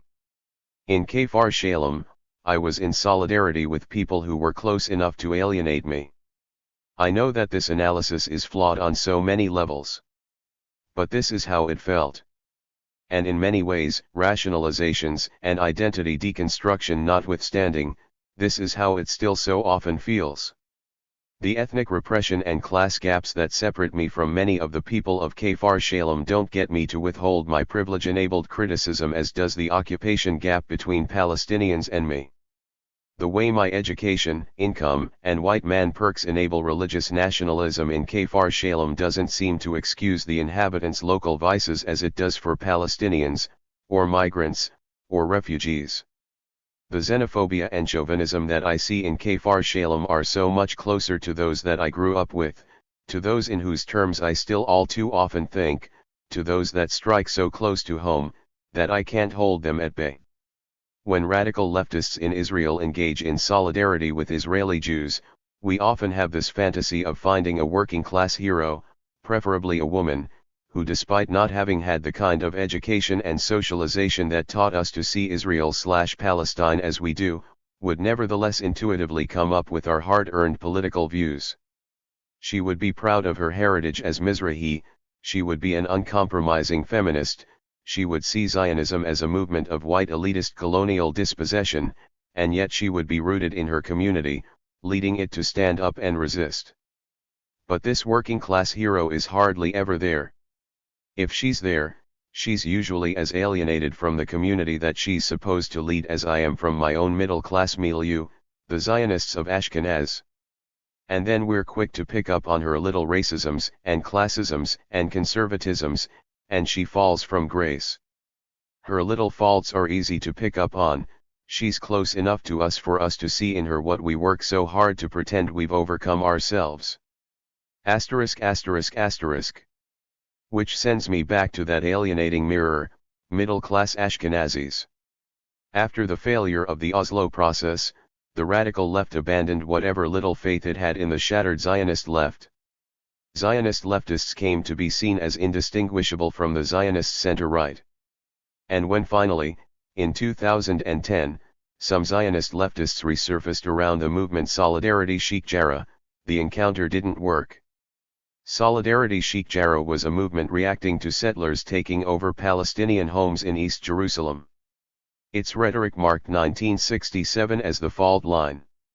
Its implicit view was that Zionist colonialism was justified up until 1967, that it was the encroachment on Palestinian property on the other side of the 1949 armistice line that constituted the primordial Israeli sin.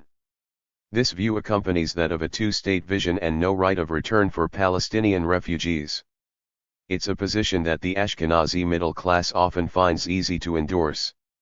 It doesn't mark the historic state building by this class as wrong, it does not recognize its exploitation and oppression of Mizrahi Jews and Palestinians as akin in any way, and it does not require that this class pay a price. It's strictly the right-wing settlers who are at fault and must therefore give up their homes, while economic colonization by the middle class would no doubt continue in the form of bilateral economic cooperation after a Palestinian state is formed. Solidarity Sheikh Jarrah was an opportunity to reach out to the Zionist left. But few in the radical left managed to stick in for a long-term effort. What many of us saw in Sheikh Jarrah was the soldier mentality, the so-called shooting and crying syndrome, instigating violence and then lamenting its impact on our own tender souls. The movement had a rather impressive peak and some solid achievements on the ground, but now it's dwindling as it searches for a path. Many of the Zionists didn't stick around.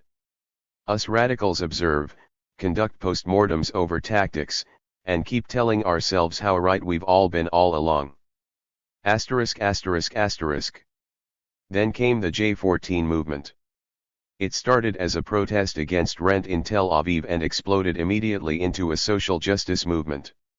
Hundreds of tents in the main Tel Aviv camp, dozens of other tent camps all over Israel, and hundreds of thousands marching together in what may have been Israel's largest demonstrations ever. But what radical leftists saw there was the popular culture of music festivals and post-army round-the-world trips of young people clearing their heads in that sweet limbo between oppressing Palestinians and harnessing themselves to the capitalist machine that would turn them into fodder for corporate jobs. Unity was the name of the game. The popular cry was revolution, but demanding that the government resign was considered unnecessarily divisive. The protest was supposed to unite the left and right, so discussing the occupation was taboo. The movement wanted unity over anything else, a mythical Israeli solidarity that's supposed to have existed in the early days of yore. Some radical leftists chose to join the Palestinian protest camp in Jaffa, the Palestinian citizen of Israel backyard of Tel Aviv, rather than face the Israeli ex-soldier colony in the center of the city. Some brought Jaffa to central Tel Aviv as the 1948 tent, which tried to convey the Palestinian story to the Jewish protesters. Some opted to set up camp next to the central bus station, forming a small tent encampment housing local Israeli Jews together with street dweller refugees and drug addicts. I felt more comfortable there than in central Tel Aviv. The central bus station tent camp was violent, messy, and dysfunctional, yet it allowed me to be in solidarity with others rather than face my own community of peers.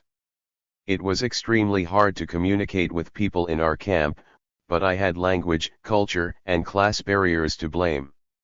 In central Tel Aviv the only barrier would be that of alienation, which is, apparently, a barrier that is far harder for me to cross. I love Tel Aviv. Unlike most activists around me, I can't see myself living anywhere else. But I can't face Tel Aviv. I play along in mainstream Tel Aviv, enjoying my friends, the culture, the weather, and the uncannily beautiful, crumbling architecture. But for my activism I go to the central bus station. I'd rather separate my activism from my daily city life. I act in solidarity with people whose plight has to do with my privilege. Since I am part of their problem, it's pointless for me to patronize them over how their communities go wrong. My role is to work in solidarity when they fight to make things better. With those who share my privileges though not my politics, with those whose wrongs are so densely interlinked with mine, I feel that I don't have enough of a common language to talk about what's wrong. Recently, I changed my function at the worker rights non-governmental organization where I used to do advocacy on behalf of migrant workers. I now give out labor rights information to disadvantaged Israeli citizen workers. Perhaps it's yet another way of not talking to my own community about the occupation. But then again, perhaps something starts to give. Roy Wagner. Running with Wolves. Anarchists Against the Wall's biggest success is our ability to honestly look at our Jewish privilege within Israel's system of military occupation and apartheid. Taking this responsibility, owning up to our privileged position within the system of apartheid and acting on that premise as the day-to-day situations demand enables us to create political bonds with each other. Yet these bonds, which form the group within which we act together, often remain merely in the political realm and steer away from the personal. They are not friendships, they do not accommodate anything of the emotional sort, and to me that may just be the problem. Over the years of my activism with THIRD-WORLDISM, it has become clearer to me that there's a strong tradition of a self-sufficient lone wolf in the group, the activist who only works within the context of a team or group for lack of functional resources. This tendency is rooted in the notion that we have to professionalize our relationships with each other within the group, know as little as possible about each other, and not dwell on anything other than what is needed for political analysis. On the face of it, this is a pragmatic approach that allows us to be efficient and goal-oriented. However, I believe that this approach not only erodes our ability to function as individuals within a group and as a group but also is the opposite of the anarchist vision that many of us hold. When I took my first ride with THIRD to Berlin, I didn't think about socializing. I was thinking, I must bear witness to the oppression of the Palestinian people. As fate would have it, I met some extraordinarily nice people with the added value of anarchist politics. I would come to love and care for these people, and we would share life-threatening, life-altering, intellectually challenging, and plain old emotional moments. I write this piece because I believe there's a direct connection between community and the ability to survive as an action group. I write it so other action groups and the individuals they are made of won't erode themselves as a result of lack of intersolidarity, which in my view is key to self-preservation and as such our survival. I didn't come here to make friends. For the 4 years in which I've been and continue to be an active participant in THIRD-WORLDISM, the issue of the individualists in our group has been a popular topic of speculation and theorizing. Everything from post-trauma, misanthropy, Asperger's syndrome, shyness, social awkwardness, and good old-fashioned assholism has been considered. I write my final analysis in this article, Machoism. Since I define feminism as a prism from which we analyze women's struggle, I deduce that not being feminist isn't anarchist. And this point I constantly discover is a perpetual thorn in the side of anarchist communities worldwide. Typically, we find that our self-sufficient lone wolves shy away from talking about emotional issues inside the group, and that the excuse is always the same: there's always a fire to put out first. Dissent with this deeply rooted group dynamic and insistence on prioritizing emotional issues/intergroup politics is met with immediate marginalization. Presence at meetings dwindles, A@W members are made to feel coerced, and discussions are hurried along, because the process is taking energy from the group. Unfortunately, this is textbook sexist behavior of the more subtle kind, which is more often than not led by heterosexual, white/Ashkenazi males, who are in fact a minority within the group. That said, macho behavior that enshrines the silent, fearless activist who gets gassed and shot and comes back smiling and limping next week for more is practiced across the gender board within the group. Sometimes this is the only way to deal with reoccurring trauma, lacking any other supportive outlets, and sometimes it is ingrained, taught male behavior that's been brought from wherever each of us grew up. Both bad education and lack of support intertwine into a circular pattern of macho, hero worship culture, which then strips us of our ability to create a support system from which we can enter the literal war zones in which we act. What community? Just these dynamics will eventually destroy the most committed of action groups. And while a semblance of a group exists, my feeling is that there's not so much a group but instead a number of people who do the same thing, at the same time, in the same place every week. And while I often say this outright, those who don't give it any thought inadvertently give voice to this feeling in the most critical of circumstances. As within any group of people who come together from different backgrounds, conflicts of class frequently occur. Unfortunately, A@W, which excels at analyzing global matters through an anarchist prism, hasn't taken its anarchism to that next level of analyzing interpersonal relationships through that same prism. It appears an outlook has taken root, according to which the fact that we come from the Jewish side of apartheid means that we automatically live a life of excess. In reality, though, we come from all walks of life, ethnicities, socio-economic backgrounds, genders, and identities. This demands a nuanced position as we face the question of acknowledging our own oppressions. And while the existence of a diversity of identities as well as the intersectionality of oppressions and privilege are well understood in theory, when these identities are asserted, we find that we are progressive on nothing but Palestine. As I've stated before, intergroup politics are regarded as emotional issues that take energy from the group. So how do we solve the problem of a member who's been constantly accused of sexual violence? Or the problem of a member who acts irresponsibly in the field, endangering the lives and safety of others? Or the problem of someone who I just don't like, and after years of dedicated work finds themselves excluded from action? Or the most common problem, a member who's suffering from post-traumatic stress? Predictably, we turn our heads to more pressing issues. And when the word community is brought up, we wash our hands of responsibility with the simple and cynical query, what community?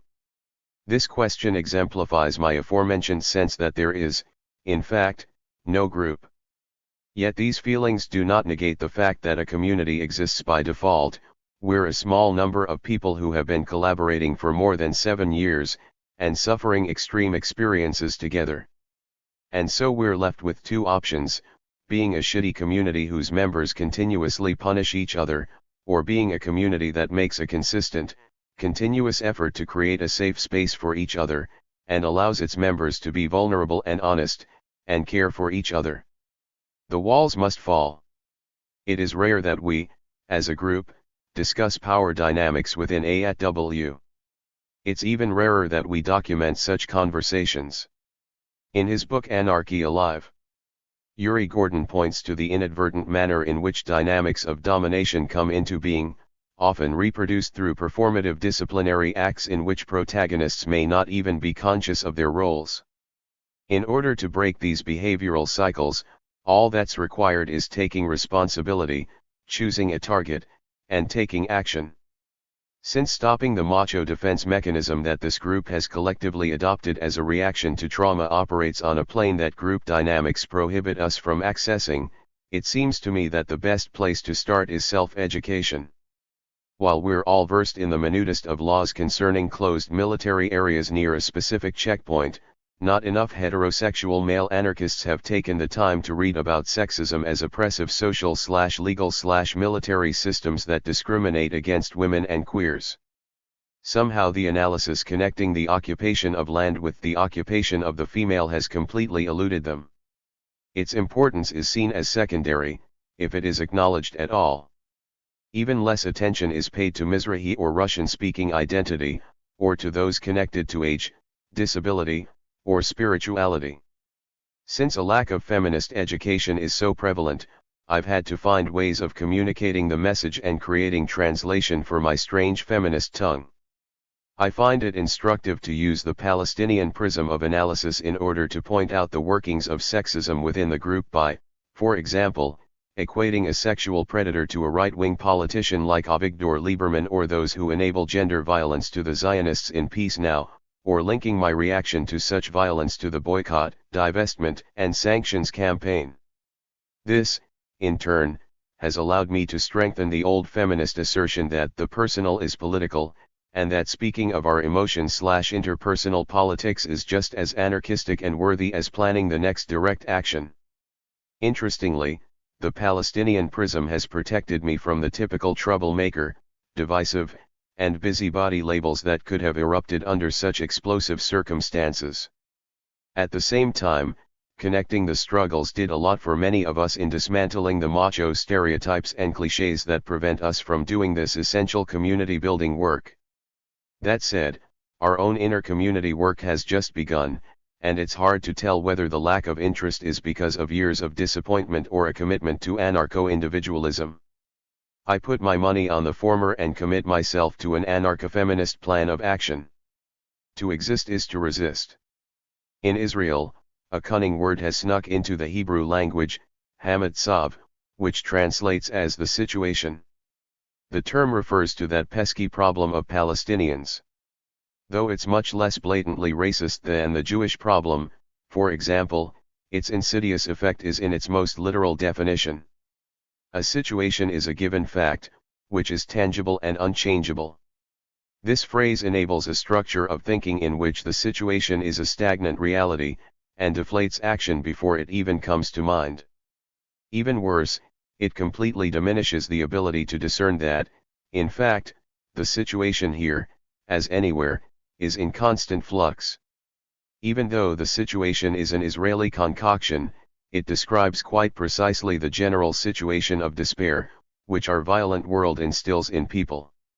Since this world doesn't pause on our arrival to allow us to catch up, it's incumbent on us to hit the ground running in order to survive. This may sound like a kind of biodeterminist rationale for a depressing worldview, but to me, anarchism doesn't exist if constant responsibility and accountability aren't practiced toward one another. On the one hand, that means that anarchism is necessarily an ideal notion that can never be attained. On the other hand, anarchism means that even though practice will never make perfect, we continue to try. And that, to me, is a positive way to spend one's time on this planet. 4 years ago I arrived in the anarchist world. I wasn't there when it was created, and I inherited all its blessings and catastrophes. In time I would come to realize that for lack of blessings a lot of what we do as activists is to turn catastrophe into opportunity. On the solidarity with Palestinians front, we document the army's violence, so we can show the world what happens here. On the intergroup politics front, I've found that the constant employment of an anarchist analysis of the balance of power is indispensable. Putting things squarely on the table when they go awry, allows us to revisit and redefine what is and isn't acceptable in the group. This in turn reshapes our language, which in turn reshapes our reality, and so on. My experience with AAW strengthens my understanding that destructive group dynamics, rooted in wider societal norms of oppression, are alive and well inside anarchist communities. More often than not, I find that we replicate the banalities of evil that we so fervently struggle against. I believe that if we simply care for one another and do not condemn the materialization of emotional bonds as a hindrance to our political goals, we might achieve some glimpse of this constantly in flux anarchist ideal. It may be a simplistic thesis pertaining to a complex dynamic, but I truly believe we must stop looking at accountability as a chore or a price we pay. A community based on constant introspection is an anarchist community. Accountability is our reward. Indeed, we can't always exemplify accountability in practice. Weaker members will always need an alternative way to level the playing field with the stronger members, and more often than not, the only way to do this is through a subversive act. That said, the analysis of imbalances of power already maps the justification for this act. Thus, accountability is established de facto both for the privileged and underprivileged member, and it's outlined by the underprivileged. Engaging in analysis of oppression as it happens is that critical first step toward taking responsibility for ourselves, our oppression, and our community.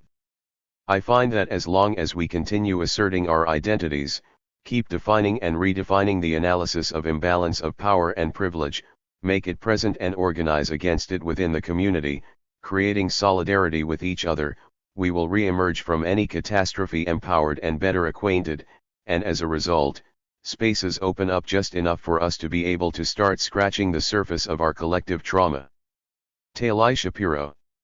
Here, murderers are heroes.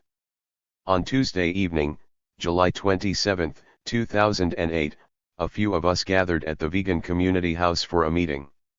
Shortly before the meeting was scheduled to begin, we received the news, the army had murdered a child in Anarchists. Minutes later, 5 of us quickly headed out to the village. When we got there, hundreds of people were in the streets, rioting out of sheer fury over the death of their neighbor, friend, brother, and son. The army, too, was rioting. It had invaded the village, with its armored jeeps and M16 toting soldiers. About an hour earlier, 10-year-old Ahmed Musa along with a small group of kids and teenagers had approached the wall's construction site and were messing with the razor wire installed around it by the army. A military jeep approached them, shooting rubber bullets. The kids ran away, but in his escape, Ahmed Musa lost his sandal. When he returned to pick it up, a soldier got out of the jeep and shot a single live bullet into the little boy's forehead, killing him on the spot. The others, including his own brother, carried his lifeless body back to the village, leaving a thick trail of blood through the ancient olive groves. From there he was transferred to the hospital in Ramallah, where shortly after, his body was sent to the morgue. Faced with the despair and deep sadness that slowly started accompanying the initial rage, the 5 of us headed toward Ramallah as the riots quieted down, hoping for something confirmation of the unbelievable maybe, or perhaps simply to offer the family our support. Yet the family was already gone when we arrived. For a reason I cannot clearly remember, we were taken to the morgue by one of the doctors, where Ahmed's tiny body lay inanimate. The sight hit me with shock. I had never seen a dead body before, let alone that of a child. I didn't know how to react or what to say. Anger, frustration, and pain flooded my body. Though the army's cruelty and violence are nothing new, I could not understand how a 10-year-old could have ever been perceived as a threat to a soldier. The following day, at the funeral, thousands of people from all over the West Bank came to show their solidarity and share their pain with Ahmed Musa's family. We were there too, lost for words. In the evening, after the funeral, rage took over the streets of Anarchists once again, and clashes erupted as the army invaded the village. Youssef Amirah, 17 years old, was in a yard close to the clashes, observing. An armored jeep pulled up in the street in front of him, and a soldier shot 3 rounds of rubber-coated bullets from inside the jeep through the firing loophole. 2 bullets ended up lodged inside Youssef's skull. Minutes later, he was pronounced clinically dead at the Ramallah hospital, and died of his injuries a few days after. The shock was once again terrible. 2 murdered kids in 2 days.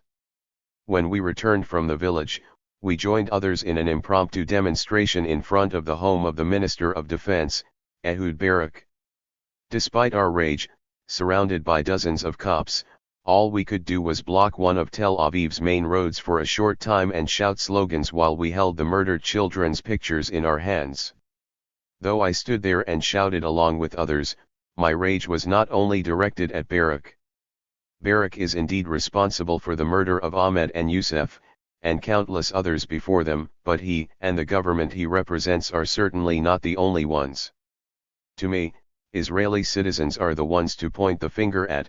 They are the ones who elected these politicians, and they are the ones who wholeheartedly support the government as it commits murder and wages war. Israeli citizens are the ones who do not revolt against racism, apartheid, and ethnic cleansing. In fact, all these are no more than a crystallization of Israeli public opinion. Israeli children are brainwashed, from birth, to believe that Israel must be a Jewish state, Palestinians are the enemy, and military service is a sacred duty no matter the cost, no matter who is hurt. But despite this powerful indoctrination, we are all responsible for our actions. Though conscription is compulsory, decent people can always make a decent choice. Faced with such widespread Israeli compliance with the crimes of our government, I cannot escape the conclusion that we are all accomplices through our silence, through the lack of deed. From Zionism to anarchy. I was not born in Israel, nor was I born an anarchist. I immigrated to Israel from Canada in 2001. I was a Zionist and believed my place in the world was in Israel, the only haven for Jews. In 2006, a friend who often attended demonstrations in the West Bank showed me the other side of my reality. It took me a full year to grasp the essence of the occupation and rid myself of the brainwash I never knew I had undergone.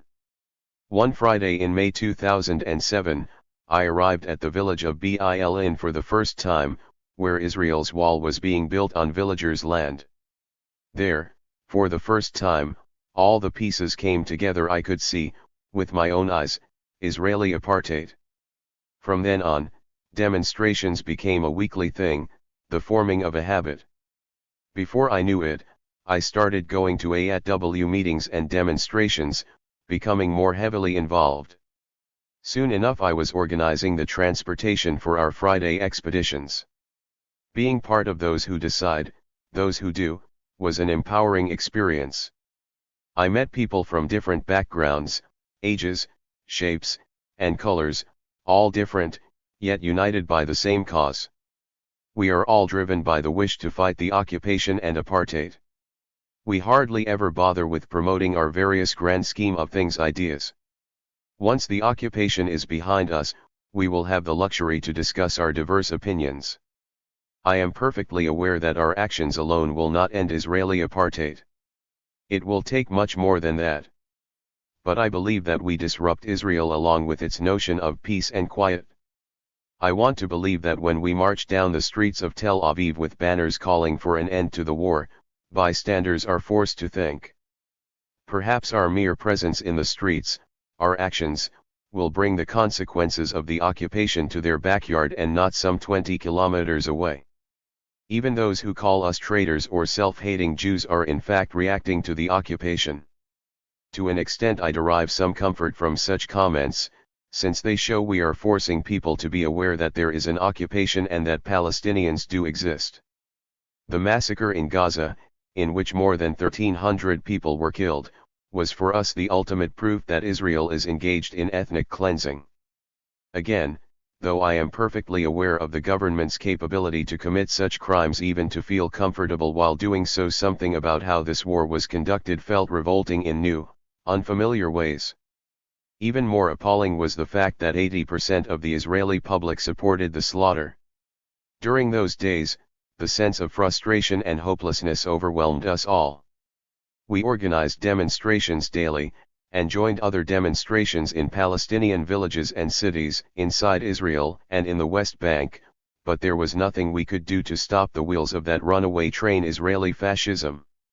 There was something else, too, apart from the incomprehensible dimensions of the catastrophe in Gaza.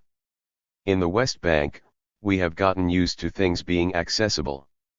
When, for instance, a murder occurs somewhere in the West Bank, we are able to get there.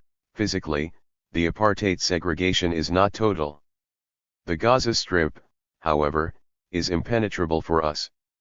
This time, we could only demonstrate, shout slogans, and read the news. There was a feeling of being imprisoned within Israel's borders. Though utterly different, I could suddenly understand, personally, what it meant to have my movement restricted. But perhaps we did manage to disrupt something, because the police and Israeli Secret Service targeted Palestinians living in Israel, and to a lesser degree, activists in AAW. Many were arrested and then interrogated for hours without any reason other than intimidation. In one of the court hearings, a prosecutor actually said that our actions damage the morale of Israeli soldiers, this, from the so-called only democracy in the Middle East. Personally, I do not think I will see the end of the occupation in my lifetime. I am 30 years old. Most Israelis do not care about Palestinians, or for that matter, even about crimes against humanity committed against them. Palestinians are far too remote to be present in the pains and minds of most Israelis. Who needs to feel the occupation while sitting in a coffee shop or eating hummus in Jaffa? Israel exists in a bubble. When I see the path of the wall, I ask myself, who is locking who in? Israel can only look toward the sea on its west, as it has locked shut all doors to the Middle East. Though I believe that our work within Israel is crucial, I am also aware of the fact that our voice is faint and hardly heard. The occupation and Israeli apartheid can only come to an end if such an end is forced on them, mainly through boycotts, sanctions, and other forms of international pressure. As the status quo continues, boycott economic, academic, and cultural is the only effective way to pressure Israel. But I have no illusions. It seems as if the world has not yet seen enough Palestinian blood. The road ahead of us is still long. Until then, the struggle continues. Sarah Aso-Uline. Emotional first aid. One of the amazing things about activists is that we often deliberately expose ourselves to brutality when we believe it necessary. But being exposed to violence without being prepared, having support or processing what happened afterward can have a harmful effect on our mental and physical health. Radical activists in Israel/Palestine run from one action to the next. It feels like everything is urgent. We don't always prepare for action, sit down beforehand and discuss possible scenarios, and talk about what we need or how we feel. Although we designate specific people to be in charge of arrests, first aid, or media, we don't have a trauma support person. Trauma is still perceived as an after-the-fact issue, if at all. In a place with such intense activism, it's easy to feel there's no time to deal with activist trauma, though awareness is rising. In 2006, inspired by groups that organized in Europe against the G8, a small group of us in Tel Aviv formed the T-Team, an activist trauma team. In our training, we learned about trauma support and worked from our own experiences, to relate to what others were going through. We began offering support in the form of workshops and one-on-one sessions, and distributing written materials. We made ourselves available to organizations we ourselves were a part of, such as AAW. In each AAW weekly email, we included a few words about activist trauma and our contact information. Though the T-Team is no longer active, these issues are becoming more acceptable to talk about.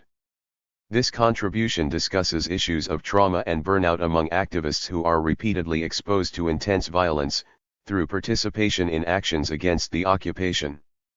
It includes excerpts from interviews with fellow activists, and draws on books and zines on the subject. Struggle and stress, activist trauma. Trauma refers to a wound of the soul, mind, or emotional core, and is created when a person stands helpless against an external threat without sufficient resources to deal with it. The stability in the person's internal and external world is disrupted, control is taken away, and instead of order and safety, there is a feeling that things are arbitrary. They can then feel in a state of constant expectation of the next threat or catastrophe. I remember at my first protests against the wall in Berlin. The most violent thing that I did was to yell a little, and suddenly my legs were covered in bruises, just covered. And I thought to myself, whoa, hold on a second, the people around me, myself included, never covered our faces, there was no violent breakout to trigger this. I think that's what went through me, that. Wait, what's going on here? We are exposed to trauma in many situations, including harassment by police or military, or getting beat up or arrested. Seeing an event take place from the sidelines can also be traumatic, even though we don't tend to think of it that way. Facing a threat can take seconds, hours, days, or more until we get to a safe place. During the time of the threat, it's hard to preserve a sense of control. There are instinctual responses to trauma, like freezing in place, running to somewhere safe, or fighting. It is important to remember these are instincts. If we see them as choices, we might feel guilt about how we behaved. In Bytlakia there was a crazy demo, the army was shooting all over the place. A bunch of kids started to kick and pass around the tear gas canisters that were shot at them as if they were playing soccer, only among whistling bullets. Their mothers stood on the hill and started crying and screaming for them to come back. I tried to calm down the mothers, even though I don't speak Arabic. I started crying too. Then the soldiers just lost it, and everyone started running back to the village for protection. As we ran, we saw there were snipers on the rooftops at the entrance. It felt like, okay, soldiers are running after us, and other soldiers are waiting for us there. We just ran. Some people were shot on the way. Some were injured and fell down. There was no processing of that experience. We were all just starting out in the struggle. We didn't know what to expect or how to prepare. It's sometimes hard to recognize that we feel scared or weak during an action. All systems are focused on surviving. In this state, it's critical to feel support and connection to others. During actions I didn't feel helpless. We didn't really talk about affinity groups, and when people did, they usually didn't work. But I knew very well to choose who I went with, and in the heat of things I trusted their judgment and they trusted mine. I felt that closeness, that trust, others looking out for me, and I for them. It's hard to tell how much danger I was in, but physically I wasn't harmed as bad as I could have been. Maybe it's just luck. The aftermath of trauma can bring about a number of symptoms referred to as post-traumatic stress. PTS is a normal response to abnormal circumstances, an effort made by a person who experienced trauma to go back to their regular life. The brain wants to go back to the traumatic event to understand what happened. At the same time, it is too difficult to do that, so the body doesn't allow it to happen directly. This is a mechanism originally meant to protect us, but over a long period of exposure to trauma, it can become harmful. PTS symptoms include disassociation, a feeling of not being fully in the present, or not being able to remember what happened, yet feeling constantly haunted by it, avoidance, avoiding thoughts, emotions, or conversations about the trauma, which may result in distancing oneself from people or places associated with the event, physical problems such as muscle pains, headaches, and breathing problems, flashbacks, seeing pieces of the traumatic event in short snippets during the day or night. Triggers: seeing, smelling, tasting, hearing, or experiencing something that is reminiscent of the trauma can make us feel as if we are suddenly transported right back to the event. Hypervigilance: not being able to calm down, having trouble falling asleep or waking up, feeling anxious, or seeing danger everywhere. There are situations I was in that even the thought of them scares me. And I didn't do much with this fear, it would dissipate at some point in all the action. And to think, how did this affect me later? Emotionally, I understood it when I'd see the shadow of a bird flying overhead and think it's a stun grenade. It's important to remember that these symptoms are warning signs. It doesn't mean you're going crazy, but it's essential not to ignore such symptoms, as other problems associated with PTS may develop. While experiencing these symptoms, it is crucial that we have support. Processing trauma may happen informally, on the ride home from an action, or with a friend or partner. If that person is not supportive, PTS can worsen. Although we may expect those who share our political views to be most supportive, it's not always the case. I would ride home with other activists, people who were really engaged in this struggle. Especially in the relationship with my ex-partner. The way she sees it, it's the Palestinians who are suffering, and we can be an instrument, we do serve some purpose, but our suffering doesn't matter in this situation, there is no room for it. It isn't legitimate. When we got back from protests bruised, we sometimes took pictures so there would be some kind of proof, in case of a trial.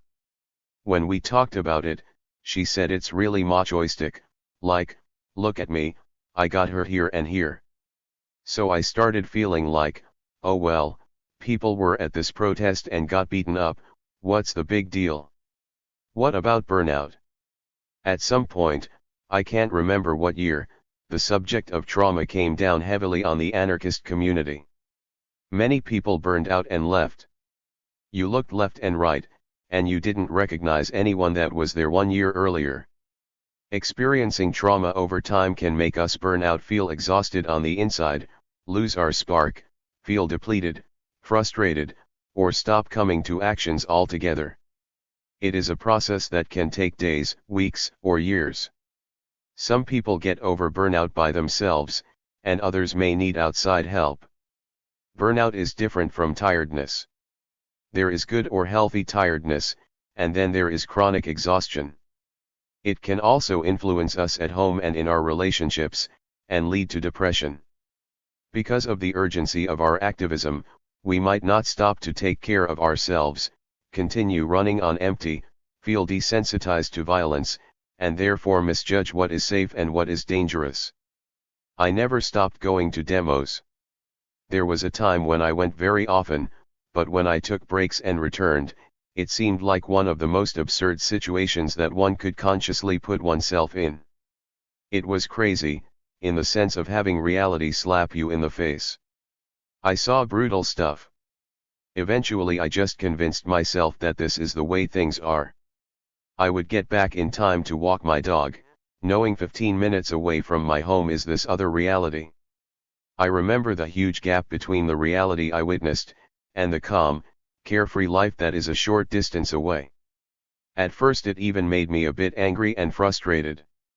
Kind of helpless. But mostly I just felt tired. Symptoms associated with burnout include a negative self-image, growing negative feelings toward the source of burnout and others who are involved with that source, constantly wishing events were cancelled, feeling impatient, feeling overloaded and meaningless at the same time, becoming cold, rude, or distant from others who might witness our breakage, and sometimes even taking out anger and frustration on other activists. There is trauma, that's true. We're dealing with really difficult stuff. There are also different kinds of people. I don't think there's anyone who doesn't get traumatized. But some people really suppress it well and they're fine with it, and with others it erupts later on. And it comes out in things that have nothing to do with their trauma, which I think happened to me a little too. So how do you deal? People who repress it, how are they to help the ones who are completely broken from it? They think that they are fine and they won't find a common language with the ones hurting, and then you're left with a big group of people who cannot support one another. Reclaiming our health. Although each of us experiences them individually, activist trauma and burnout are collective issues.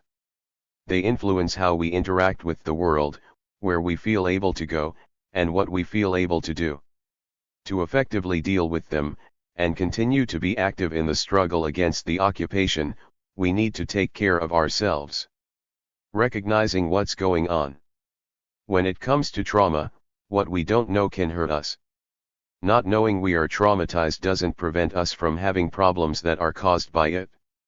We can start by talking to each other as well as accessing information about these issues online and through printed materials. Groups like Activist Trauma Team already have plenty of material available. Activist Pat Rice-Jones also wrote an excellent book titled Aftershock. We don't have to become experts on trauma, but we should know how to respond to each other in a healthy way. It'll help us be more aware during actions. Today I go to fewer demos than I used to. I recognize when I feel weak. I usually have stomach aches even before I get there, and during an action, especially around tear gas, I get nauseous and dizzy. In that situation I run to find the closest house and go in. Trauma doesn't just come up in conversation, because in many cultures it has a social stigma of weakness. We've got to remember our boundaries, go with the people we feel safe with, and make time for processing our experiences after an action, both in the group and on our own. What does this mean? It can start with a quick group check-in immediately after, before everyone splits, talking to someone we trust when we get home, getting some food together, and talking about what worked fantastically and what didn't.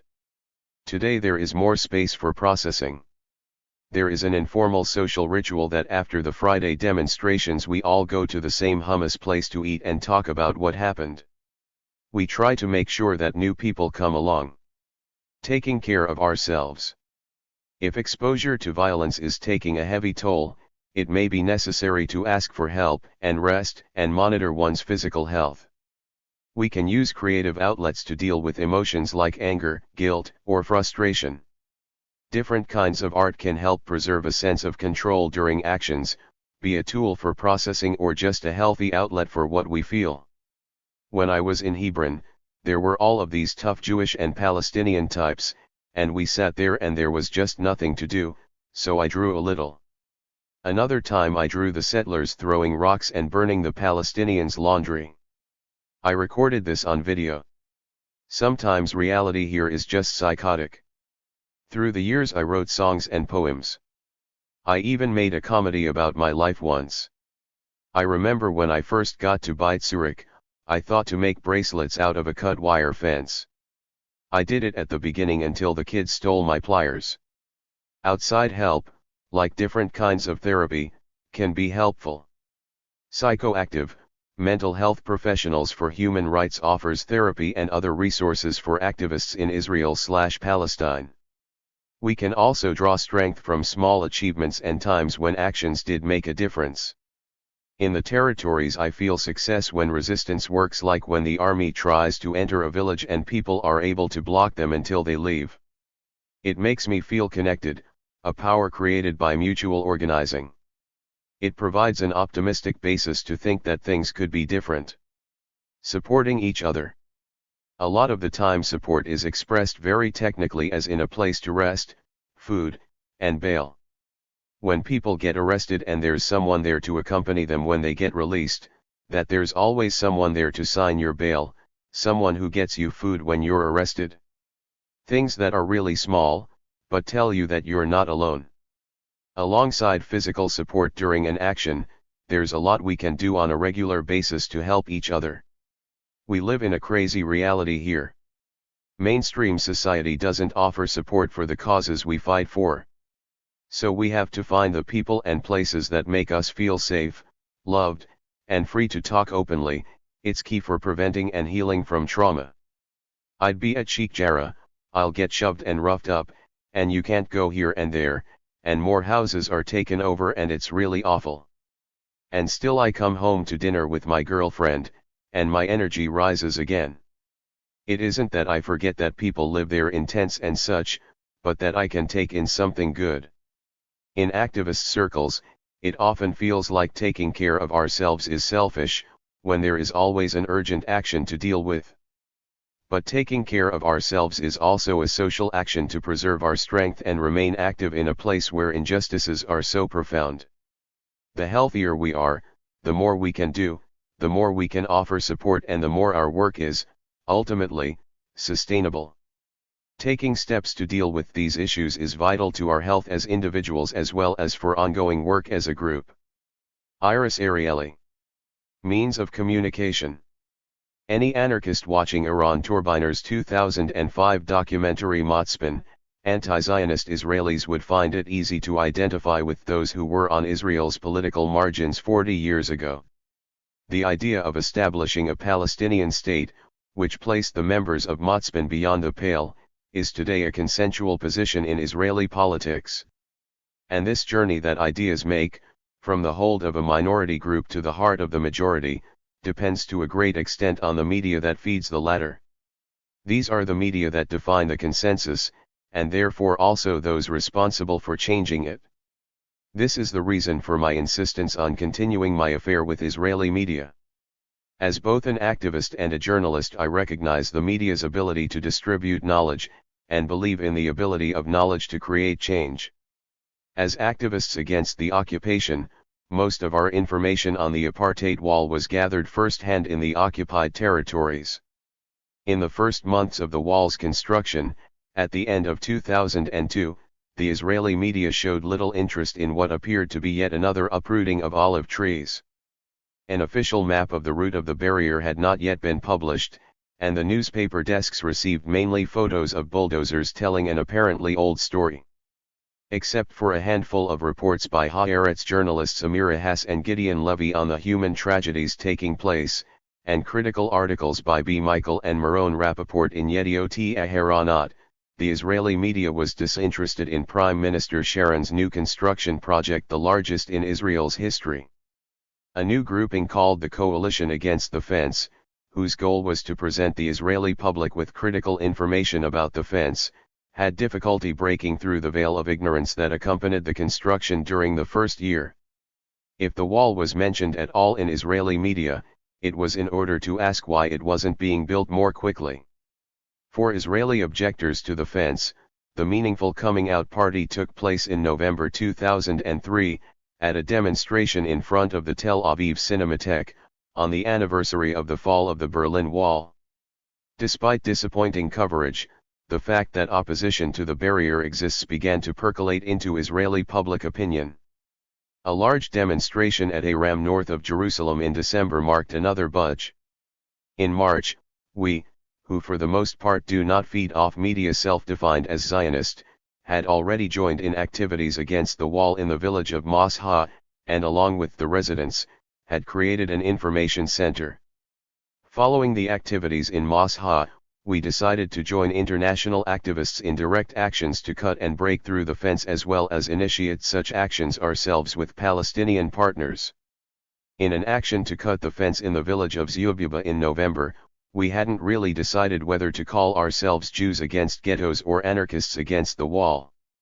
On Friday, December 23, we returned to Masha in order to break open the gate in the fence that remained locked. An Israeli soldier shot at Gil N.A. Ahmadi, who a few weeks earlier had held a weapon himself and worn the same uniform. The media sniffed drama and decided for us, Anarchists Against the Wall. A new brand was born. That Friday I came back from the action at Masha exhausted and shaken. Still unable to digest the meaning of the events, I went to the pub with a few friends. That night I didn't sleep in my own house, and images of Gil wallowing in a pool of his own blood kept me awake. On Saturday morning I accessed my voicemail. 15 journalists had been looking for me. From that moment, a week-long frenzy began. On the same day, tens of thousands of people were killed in an earthquake in Iran, but the headline in Yediot Aharonot on Sunday read, "The company commander instructed his soldiers, shoot the demonstrators." Israeli media's interest in us was a mirror image of how it had ignored us up to that moment. The sudden spotlight placed us in a problematic position, standing on a platform we didn't really choose, feeling the pain from our friend's injury, and yet still wanting to disseminate information about the injustice that had caused us to cut through the fence in the first place. Much as with our attitude toward Shimon Peres and Yossi Sarid, two politicians who, within the space of 2 bullets, went from being our ideological enemies to our self-appointed loyal spokesmen, we had also accumulated hostility toward the corporate media. But when the platform was given us, and with it seemingly the opportunity to change the public agenda, it was difficult for us to refuse. Since we don't all define ourselves as anarchists, but all agree on an anarchist way of working without leaders and led, without hierarchy and with the maximum participation of all members of the group, we attempted to share the work of speaking to different media programs. Invitations flowed to us from every direction, allowing almost all of us to make a live appearance. Cheska spoke on What's Burning, Anat on Erev Hadash, Liat on the Russian channel, Jonathan on London and Kirschenbaum, Shelley on Politika, and Nimrod on 730. We practiced interview simulations, sharing our experience with one another. We tried to give the media what they wanted, but also talk about shootings and protesters, although not just Jewish Israeli protesters, the closed gate at Mosha, and not just the shooting, the harm done by the fence in general, and not just Mosha, the policy of apartheid and ethnic cleansing, and not just the fence, and maybe even anti-Zionism and anarchism, and not just Palestine.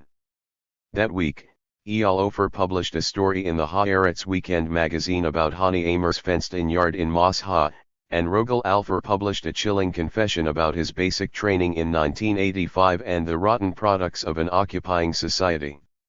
They knew they were faced with leftist activists, said Alfer, and acted accordingly. On Channel 10, Rino Tzur offered an in-depth exposé that pulled the ground out from under the Israeli army spokesperson's lies.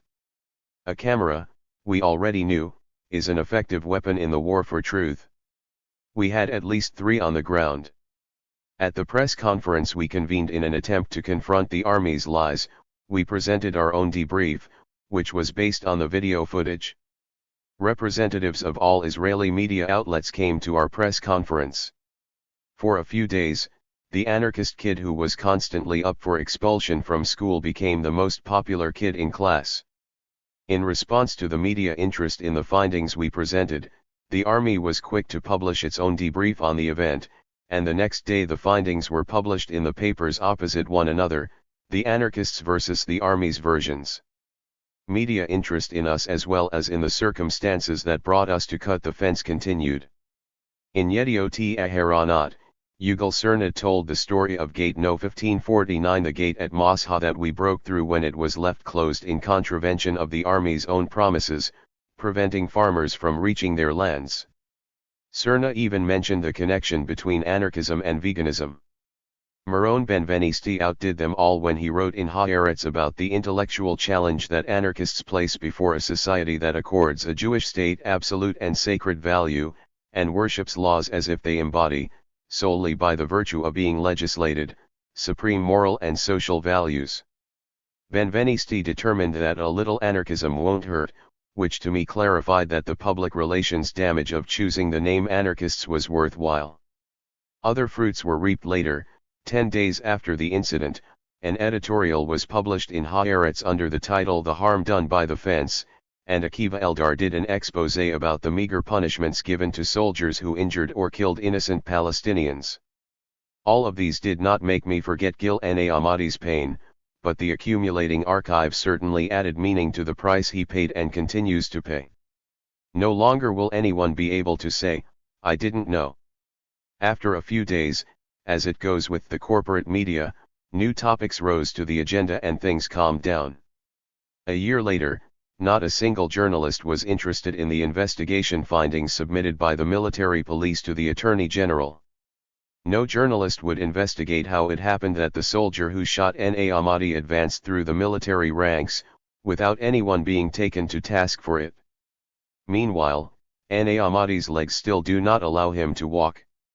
It's hard to overestimate the publicity and public benefit that this incident had for the opposition to the fence's construction. Without diminishing the attempts and successes that preceded December 26, 2003, this moment represented a real turnaround in attitudes. Now a position exists in the public sphere that must be considered, mentioned, and given voice. The consensus has been fractured. Security reasoning can no longer silence all protest. Minister of Justice Yosef Lapid's concerns, the rulings by the Hague International Court, and the Israeli Supreme Court's decision that disqualified the fence in its current route are further milestones in the long, exhausting trail from the raving fringes to the heart of the consensus. The fact that Israelis are partners in the daily resistance actions against the fence along its dispossessing route is no longer a secret. And yet it seems to me that for most of us who show up at demonstrations and actions along the wall, media interest is an important tool in reducing violence toward the protesters, even though it is certainly not an end in itself. In Mosha, Beit Zurich, Budrus, Deir Belug, Beit Likia, Aram, and other villages, we are creating, here and now, with our own bodies, an alternative community based on shared fate as well as cross-national and cross-ethnic solidarity. This change is taking place with or without the media spotlight, which will certainly shine again when the first Israeli protester is killed, and will again go out within a few days. Uri Gordon. Dykes and the Holy War. As a queer anarchist activist from Israel, I am quite often confronted with questions concerning the engagement of queer groups or individuals in the Palestinian struggle against the Israeli apartheid regime. How could I, as a queer and an anarchist, fight for the establishment of a state where the powers of occupation will just change hands, and will erect new and old oppression? What do we have to do with a national movement that is reconstructing the same national ideals we are working to dismantle in our own society? I will try to examine these questions here, and look at the role of solidarity and joint struggle from a queer anarchist perspective. Maybe the most important point to clarify at the beginning is the role that the occupation since 1967 and oppression of the Palestinian minority in Israel since 1948 both play in Israeli Jewish society. The State of Israel, which claims to be a Jewish and democratic state that upholds equal rights for all its inhabitants, is having great difficulties maintaining its democratic aspirations in light of its colonialist and religious nature. It is widely recognized that the democratic rights and freedoms of members from even the more privileged groups in Israel are suffering from the decades-old ongoing occupation and the social reality that emerged from it. The need for national unity in the face of ever-coming wars, the rapid militarization of a society that needs to control every step of 3 million Palestinians, and the demographic war that needs to be waged against the Palestinian uterus takes its toll on minority groups in Israel, and harms all emancipation struggles like the feminist movement, LGBTQ community, workers' organizations, ecological campaigns, Ethiopian and Mizrahi groups, and many others. In a society that is in a constant state of emergency, it is difficult to fight for social justice or even speak about it. The history of the LGBTQ rights movement in Israel serves as an example for the influences of major political events on a specific struggle for equal rights. The existence of gay and lesbian groups since the 1970s, together with several openly gay artists, poets, and filmmakers, did create a small circle of understanding and tolerance for sexual minorities, but no one could ignore the fact that the biggest and strongest wave of LGBTQ political action and successes took place in the 1990s, particularly after the election of Yitzhak Rabin and the beginning of the Oslo peace process with the Palestinian Liberation Organization. As unrealistic and false as they were, the hopes that the failed peace process raised among the Israeli public hopes for a real democratic state, an end to religious coercion, and a new Middle East gave the push that the LGBTQ community needed in order to gain recognition and legal achievements.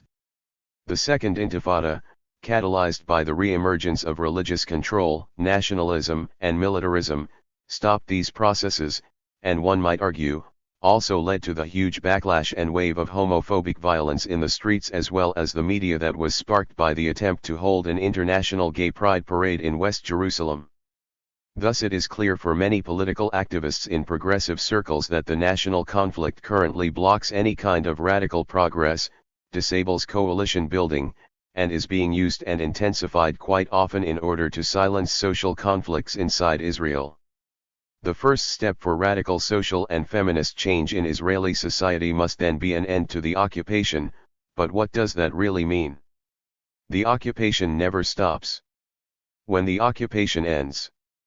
How many times have we said this to ourselves, fantasizing over a future paradise, while becoming more and more cynical and disillusioned with each passing year? Today we know better. The occupation is not going to end, it is here to stay. Two truths stand as I make this statement. First, the end of the occupation with a two-state solution based on the 1967 borders is unrealistic, and second, the occupation is not just the occupation of 1967 but instead a much broader situation existing under the control of the State of Israel. A solution comprised of two national states coexisting side by side as equals is today a sad joke, and maybe it always was. This much endorsed solution was hijacked from its progressive supporters many years ago, and distorted in order to legitimize the apartheid of the 21st century. We now know how these two states will look, barbed-wired Bantustan surrounded by the same big military camp known as Israel. The occupation will just continue under the new Orwellian definition of peace process and a false independence. But opposition to the two-state solution is not based solely on its implementation being impossible. It also is premised on the fact that it ignores numerous aspects and existing problems. The occupation of 1967 cannot be understood as an external problem, an invader's colonial fight. The occupation of 1967 is not an external problem disconnected from Israel's internal problems. Apartheid and the politics of occupation are the very basis of the State of Israel, the ethnic cleansing of 800,000 Palestinians in 1948 and continued refusal to allow their return, the barefaced discrimination and ever-increasing police violence against 1948 Palestinians, and the need to settle and protect the land from the illegal people, Judaize the periphery, and wage a demographic war. All these take place in what is called Israel and not in what is known as the occupied territories. The occupation doesn't stop at the checkpoint. It is all around us, and thus there is no here and there. Israel is the occupation. The necessity of the joint struggle. The struggle against occupation and apartheid must be waged, not because it is the first step toward the revolution, but rather simply because daily war crimes and mass human rights violations are unacceptable, regardless of whether the victims of these crimes are revolutionary anarchists or hard-working, poor conservative Muslims. The fact that the oppressed sector is not the perfect revolutionary subject does not in any way diminish my obligation to stand alongside it against the state, my state which is curtailing its basic rights. This should be enough to explain why one should fight fiercely against the occupation. Yet fighting against something is never enough. We need to fight for a different future, for what we think is the best solution for all people to live with. But what is it? One of the most critical issues for Israel's radical left, especially since the beginning of the Intifada, is the joint political work of Palestinians and Israeli Jews.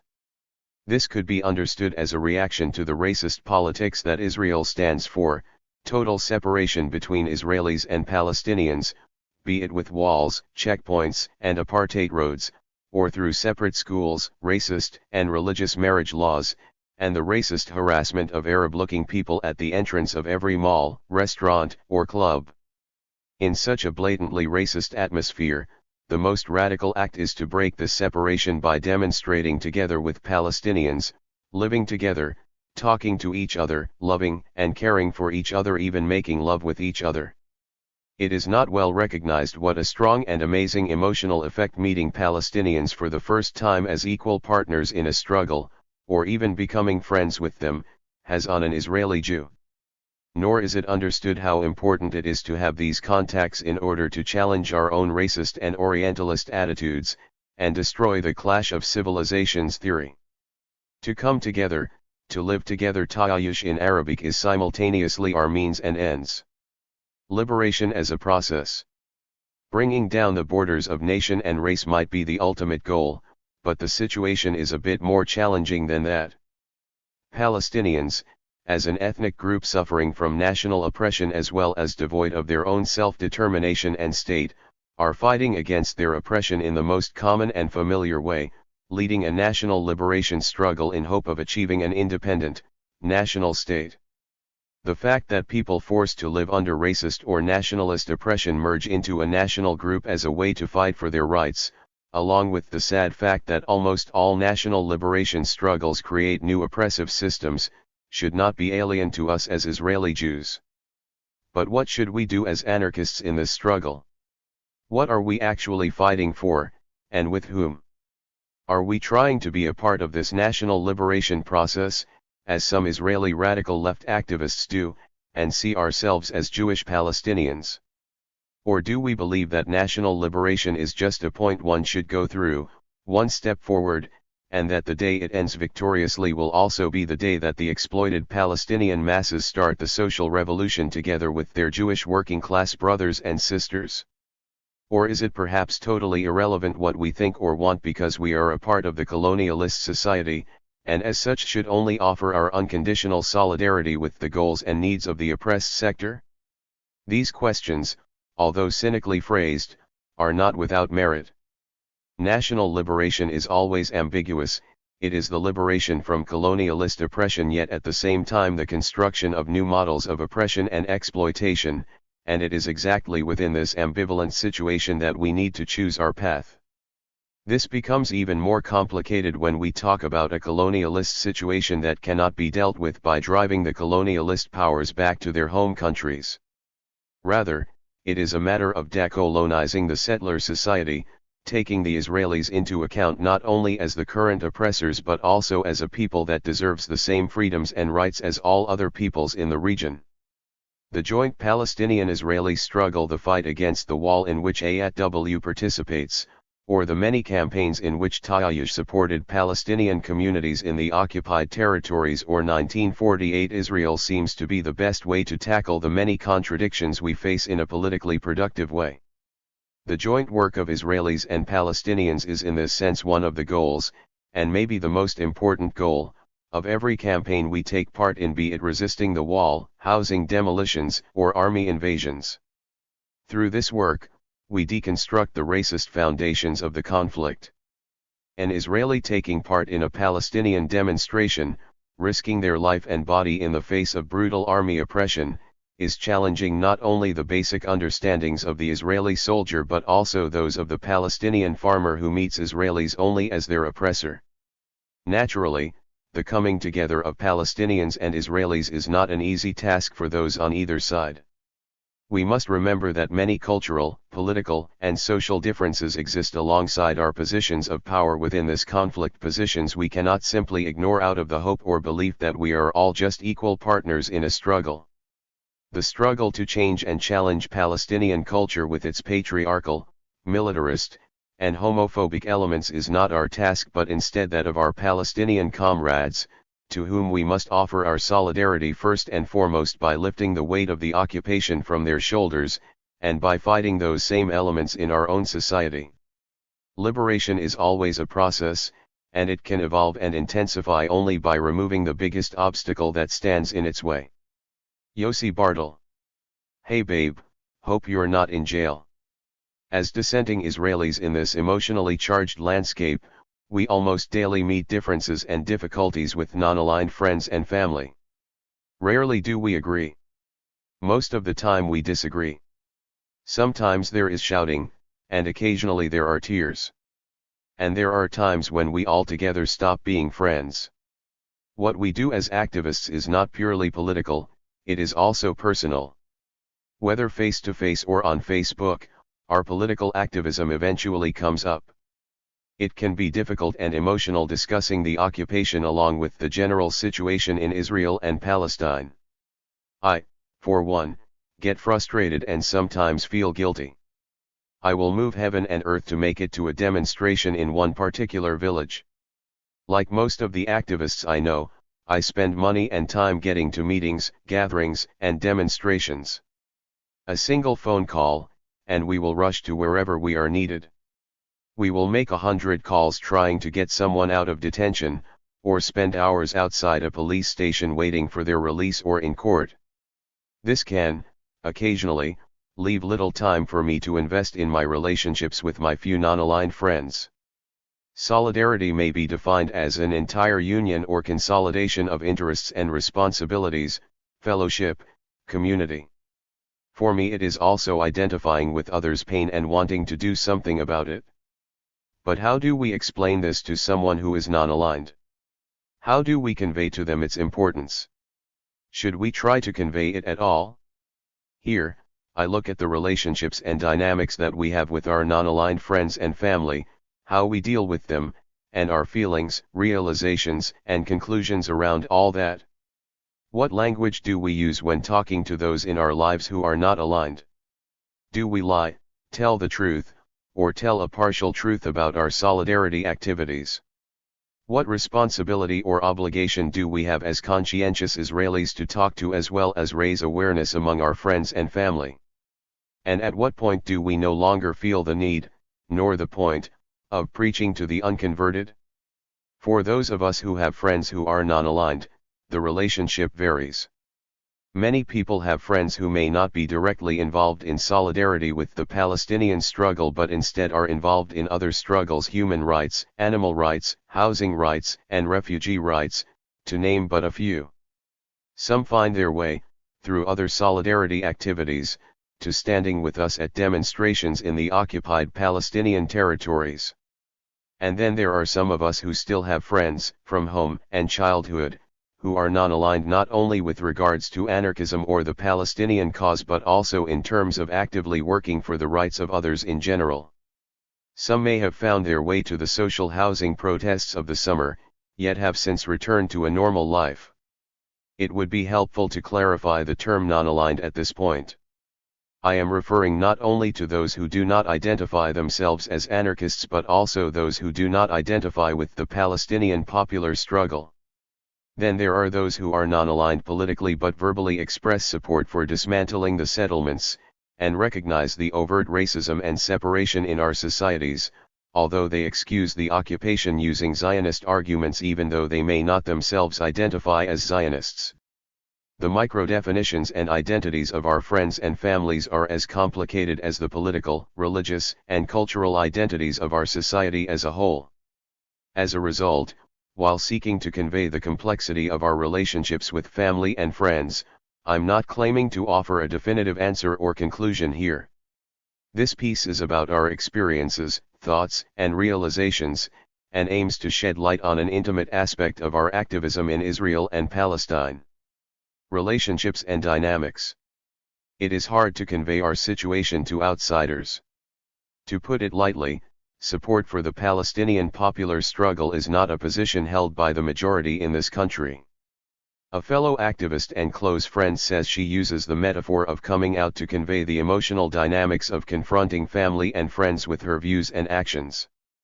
Like others, I have gradually lost contact with most of my friends from home. Some of us cannot deal with the confrontations and so we drift apart. As we go on, the gap widens between us and our non-aligned environment. Those who are still close to me know just about everything. Those I lost have known me for a long time, and my actions were not entirely new to them. Their only criticism was that I had become more extreme, and to be fair I use the term radical and have no qualms about it. My best friends nevertheless worry about me.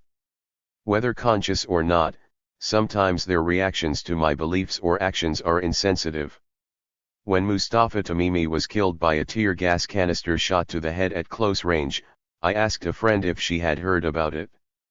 Her immediate reaction was, "Yes.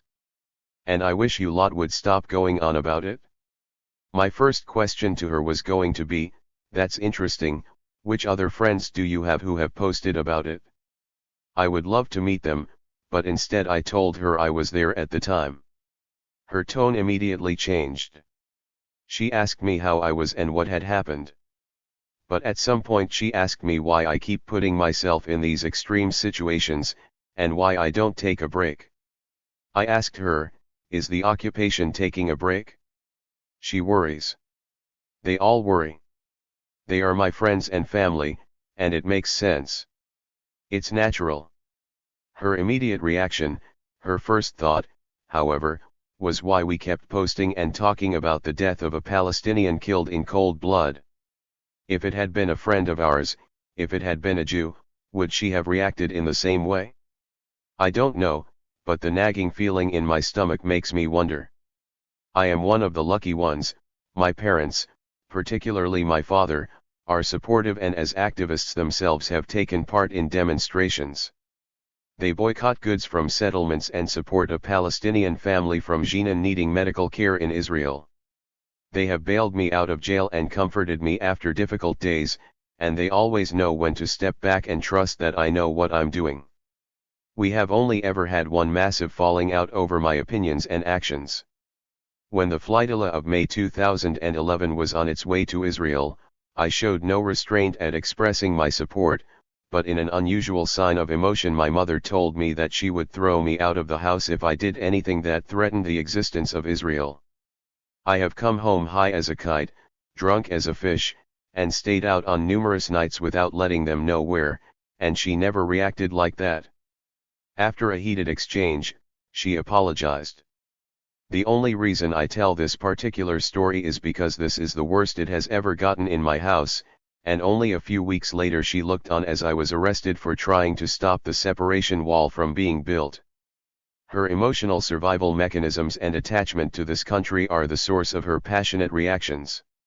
She is not a nationalist, she despises the current government, but she takes it personally when I attack Zionism. She rationalizes it as a disjuncture between what is and what ought to be. What is going on now isn't Zionism, historically Zionism meant. Although to be fair, I also have noticed clearly how my own process as an activist has had a ripple effect on those close to me, and I am not unique in this. Other friends I know have the same story, where their family has become more radicalized, aware, and active as a result of their own actions. But this process seems to happen only when family or friends are open to it. Yet not everyone has hippies for parents. My friend Tomer and her family have clearly opposing views, and therefore she is all for keeping peace at home so that she can continue doing solidarity work. She says, if I don't have the material support of my family, I cannot do what I do. What is the point in killing my basic means of survival? This means her activism remains an unapproachable subject. During Operation Cast Lead in Gaza, she sat with her father when it was announced that a UN building had been targeted and 40 people had been killed. It's not enough, he commented. Now he's a very nice person actually, she says. But in the fervor of the moment, he and I don't have a lot to talk about. I know people who have effectively left their families and opted not to engage with them on anything other than a very basic level. I also know those who, out of no choice of their own, having been treated as so different, feel that they can no longer continue in the family unit dynamic. At the time of this writing, my uncle and his wife are not talking to me. In every phone call my mother has with him, he brings up my political activity, and she talks to him, tries to explain. But as an Israeli living abroad, caught up in the Zionist narrative and the news, he neither knows nor wants to know what is actually happening here. Like many others, he will also attack the other side as a way to avoid confronting our role in creating the problem. In so many ways, our non-aligned friends and family are disconnected from the Palestinians and the military rule under which they suffer. They spend years being taught to dehumanize, and fail to see the obvious racism and discrimination in their own words. I see it as a collective survival tactic. The self-suppression and denial are ways for them to stay sane. Self-inflicted ignorance and innocence are ways for them to stop from breaking. So how can we relate to such an emotional state? How can we facilitate a breaking process without breaking the relationship? Can we ever make them come around to our side? Yes, I feel a breaking process is needed. I have the tiniest bit of hope left that Jewish society can wake up from its drugged stupor of nationalism and fear, and realize that it is we who have become the abusers, that we are no longer the victim, and start to do something about it so we can all live in a safer, better world. Friends or enemies? An activist friend of mine told me that within his circle of friends from home, he is considered a radical left-winger except that they don't even know the half of it. He shares his opinions with them, but not his actions. They don't know that he joins demonstrations every Friday or raises money. I questioned him on this, asking whether he doesn't feel like he's hiding a part of himself from them, or even lying to them. He said, I would rather keep them as friends than lose them as enemies. I questioned him on this as well, curious to know if he didn't feel that they miss out on knowing a part of him, a sort of lying by omission where keeping the peace takes precedent. But it's the same with me. My nearest and dearest have no idea how involved I am in the boycott, divestment, and sanctions movement because I know what kind of reactions it would invoke. It seems we are left with three choices: keep our friends and lie, tell the truth and lose them, or tell the truth and hope that one day they will come around. Social networking sites are another story. There, I filter myself. I have a list of about 100 people who see everything that I post and discuss. The rest see something different. Why do I do this? Because I cannot deal with the racist, demeaning, or ignorant reactions from people. So I don't tell my closest friends everything that I get up to. It has become easier not to.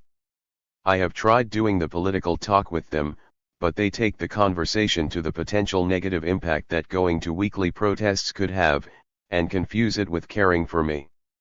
They tell me I am an extremist, whereas I call it radical. They tell me that I talk in slogans, whereas I tell them what I think. They tell me that I am not from here, I tell them this is my home. Nevertheless, the dynamics do change. Even while writing and researching for this piece, my relationships have developed with my closest friends. I'm self-censoring less and less. Family and friends have come to me with stories they have heard, and I tell them about what I see and experience, about the expansion of settlements and brutality of the Israeli army reactions at protests. My job now means that supporting the Palestinian popular struggle and fighting the occupation have become integral parts of my life, and if someone is going to be an intimate part of my life, then they are going to be exposed to these aspects of it. The discourse, like our relationships, is neither fixed nor static. A friend of mine suggests a change of tactics. Perhaps we should just agree with them, tell them they are right, and then invite them out. Invite them to a demonstration, to a village in the West Bank. Invite them to meet a man whose house will be surrounded by a fence because he refuses to move from where the root of the wall is being built.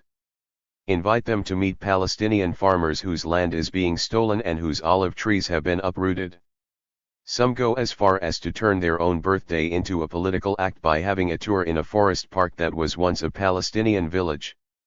And then there are the times when we come to our families and friends expressing exhaustion, sadness, and rage, and are told, well then, stop going, stop doing it.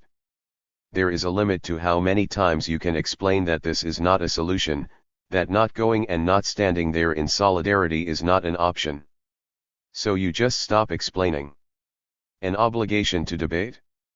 At demonstrations we are there in solidarity, pure and simple. We are there supporting the anti-occupation movement, we do not set the agenda. But what about when we are not in a demonstration or solidarity action in Palestine? When it is not a Friday out in the occupied territories? According to some, we can and therefore should be talking to Israeli society, to our friends and family who may or may not be fighting in the IDF, living in a settlement, or burying their heads in the sand. For instance, when in interrogation, or standing opposite the soldiers or police, these are people we might know, family of friends, or friends of friends. We could stand there and talk to them, ask them questions, sometimes yell at them too, even if they are not allowed to respond. Generally, though, there can be no interaction between us. When we sit in interrogation after an arrest, sometimes the investigator will try a new friendly tactic, telling you the questioning is over and that he just wants to know why you are doing this. I, like others, tell them the same thing. You want to know? Then let's go out for a coffee or beer, but while we are in this position of you the interrogator and me the one under investigation, I reserve the right to remain silent. Do we have a responsibility or obligation as conscientious Israelis to talk to, convince, and debate with Israeli society?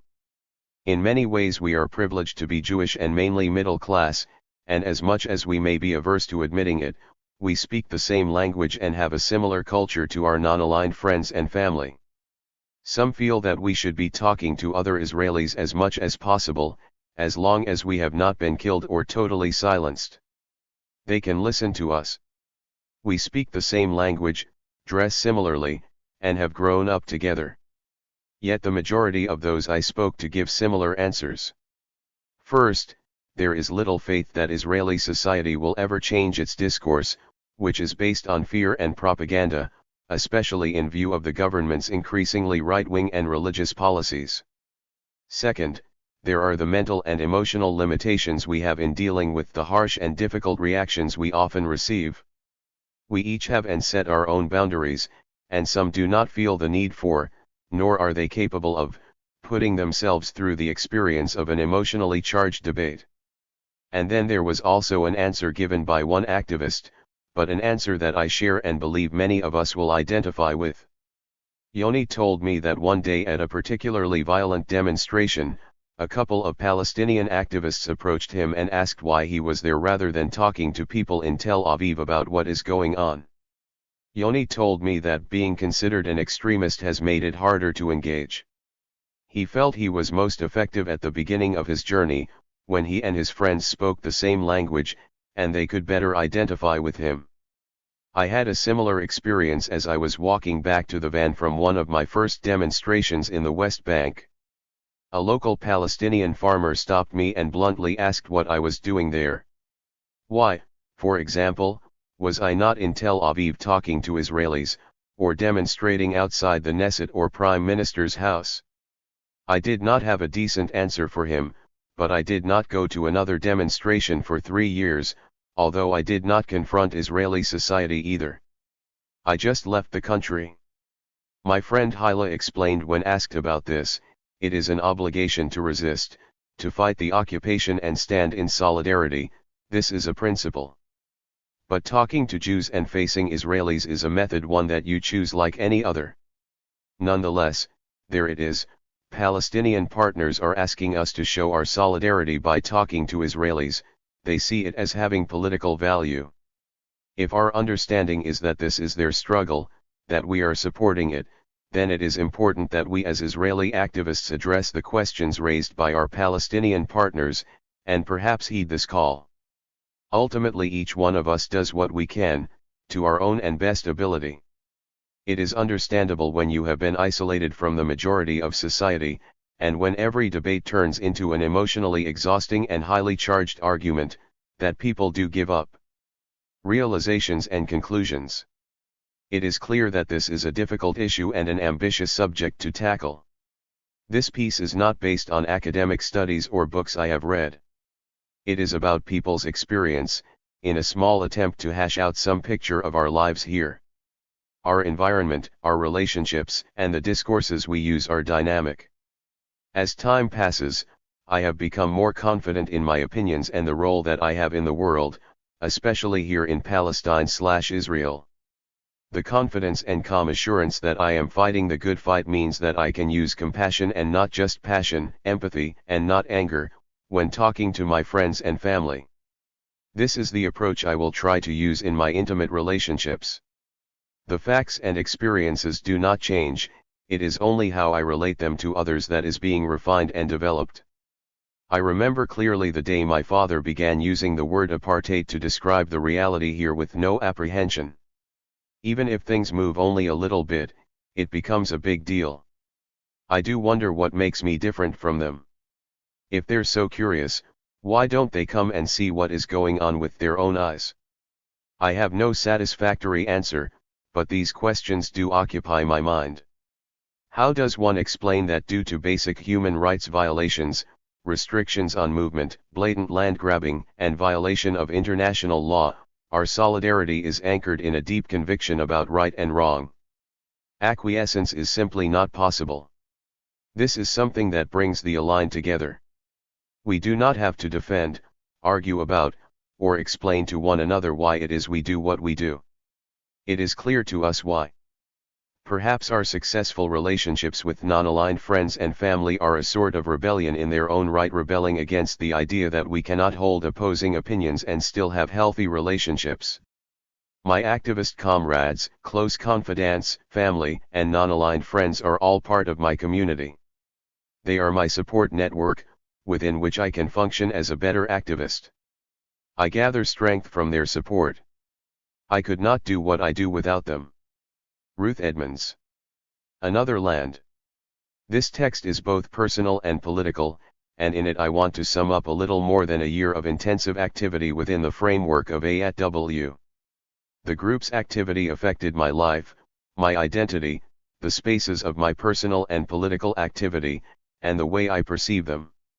Now, as I sit to write this piece, I look back and wonder at what point in time and space the decision was made in my heart to become an activist, in a radical way, in spaces that until then were conceived as far, threatening, and dangerous in my mind, and with people that until a little more than a year ago I didn't know at all, or knew only superficially.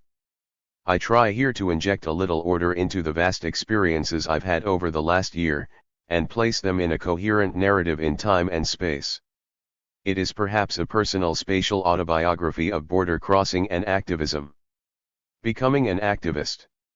In December 2008, the Israeli army began Operation Cast Lead, a war against a civilian population in the Gaza Strip during which more than 1,000 civilians were killed, among them hundreds of children. At the end of May 2010, the famous flotillas made their way toward Gaza with the goal of breaking the siege. The army's attack on one of the boats ended with the murder of 9 Turkish activists along with a wave of pseudo-patriotic support for the army and criminal Israeli policy, both in the media and Israeli public discourse. I was opposed to the siege of Gaza, furious about Operation Cast Lead, and felt nausea and disgust toward the public discourse following the flotilla. Despite this, I made do with posting comments and Facebook statuses as well as participating once in a demonstration in front of the Ministry of Defense in Tel Aviv, and again felt that I was not doing enough. I knew it was possible to do more, but didn't know exactly what. I was afraid to go to Bil'in, the village seemed distant in my mind, threatening and frightening, but I heard about demonstrations in Sheikh Jarrah in East Jerusalem. At that time, the protests in Sheikh Jarrah had been going on for about a year in opposition to evictions of Palestinian residents from their houses. I decided to go there with a friend one Friday afternoon at the beginning of 2011. That was my first real border crossing, a demonstration in a Palestinian neighborhood in East Jerusalem, in which Jews and Arabs participated together. We stood there, on the side of the road crossing Sheikh Jarrah, holding signs and repeating slogans that another demonstrator yelled loudly through a megaphone in Hebrew and Arabic, from Sheikh Jarrah to Bil'in, free, free Palestine, police and border police get out of Sheikh Jarrah now, and others. But one slogan that repeated itself with minor variations caught my ears in a special way: Sheikh Jarrah, don't despair, we'll stop the occupation. This slogan was repeated, each time with the name of a new place, once Bil'in, once Maasera, once Beit Omar, once Anarchists, and once Nabi Saleh. As I sat on the bus with my friend on our way back to Tel Aviv, I mentioned to her that I'd heard about the demonstrations in Bil'in and had also heard something about Anarchists, but that I didn't know the other names I'd heard at the protest. I wrote down the names and places in my notebook, and when I returned home I immediately checked name after name on Google, and was amazed to discover that indeed in all those villages, for months and years, Israeli supporters mostly from the group ATW had joined Palestinian demonstrators. I discovered that although I customarily read the paper every day, and was generally conversant in world news, politics, and culture, I actually didn't know what was going on an hour's drive from my own home. Agitated by these revelations, I decided I needed to go out to these demonstrations and see them with my own eyes. Within a week, I had participated in a demonstration in Maasera. It was the first demonstration I'd attended that Palestinians had organized and in which most participants were Palestinian.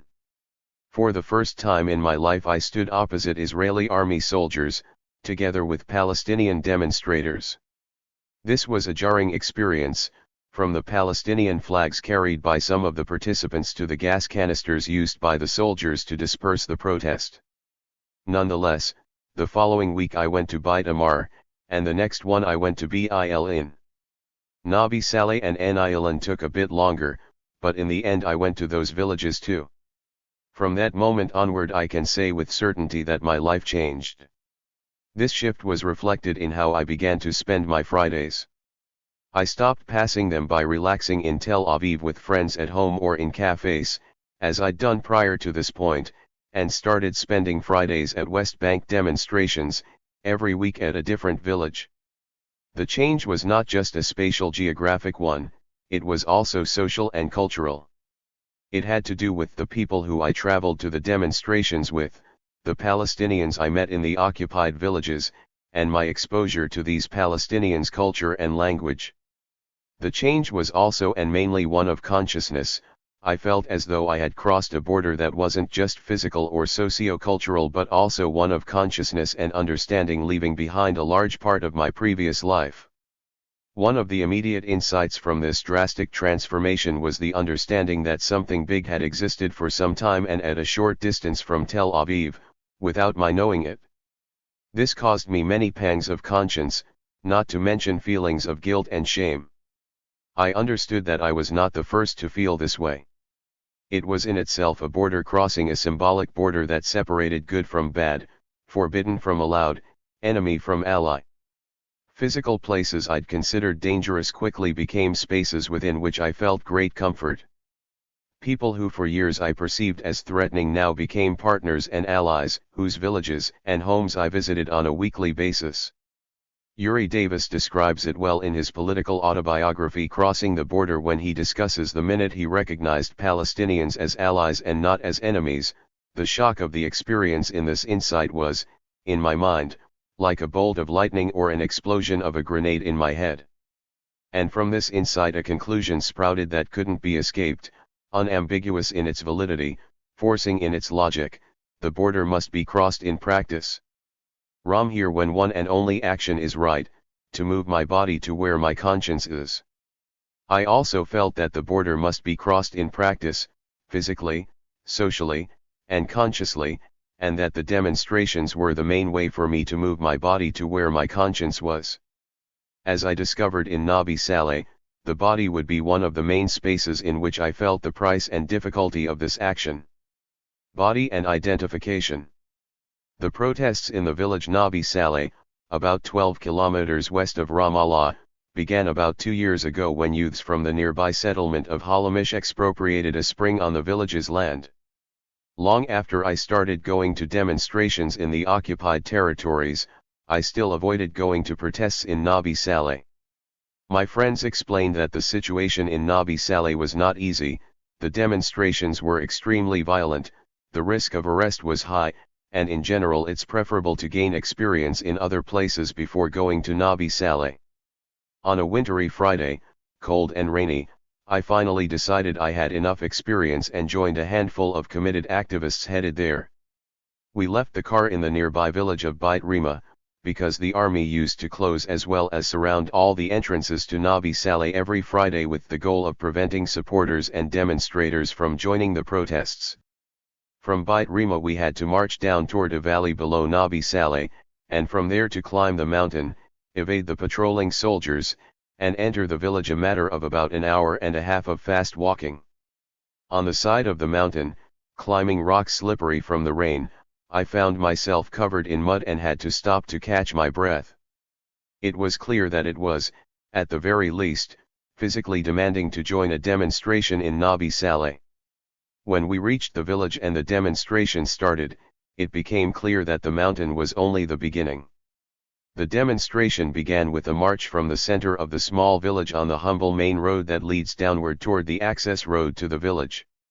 We didn't get to walk more than a few dozen meters before a huge barrage of tear gas canisters started falling out of the sky in our direction. We were choking from the gas while also trying to protect our heads and bodies. After a few minutes, we returned to the road and continued marching toward the junction at the entrance to the village, where we were met with another barrage of gas, accompanied by shots of rubber-coated metal bullets. This sent us running into the village as well as the houses on the side of the road. Choking, red-eyed, coughing, and crying, a few of us entered one of the houses. The woman living there brought us onions and hot tea, so we sat for a moment before returning outside. It wasn't my first visit to a Palestinian home, but it was certainly the first time in which I burst into a house whose owners I didn't know. The physical experience and the fear of what was going on outside were shared by all of us, Palestinians and Jewish Israelis, and to a large extent, eased the differences between us. The borders placed between us were crossed within a few minutes of the start of the demonstration. But other borders were also crossed, borders between public and private spaces, between home and outside, and between safe and dangerous spaces.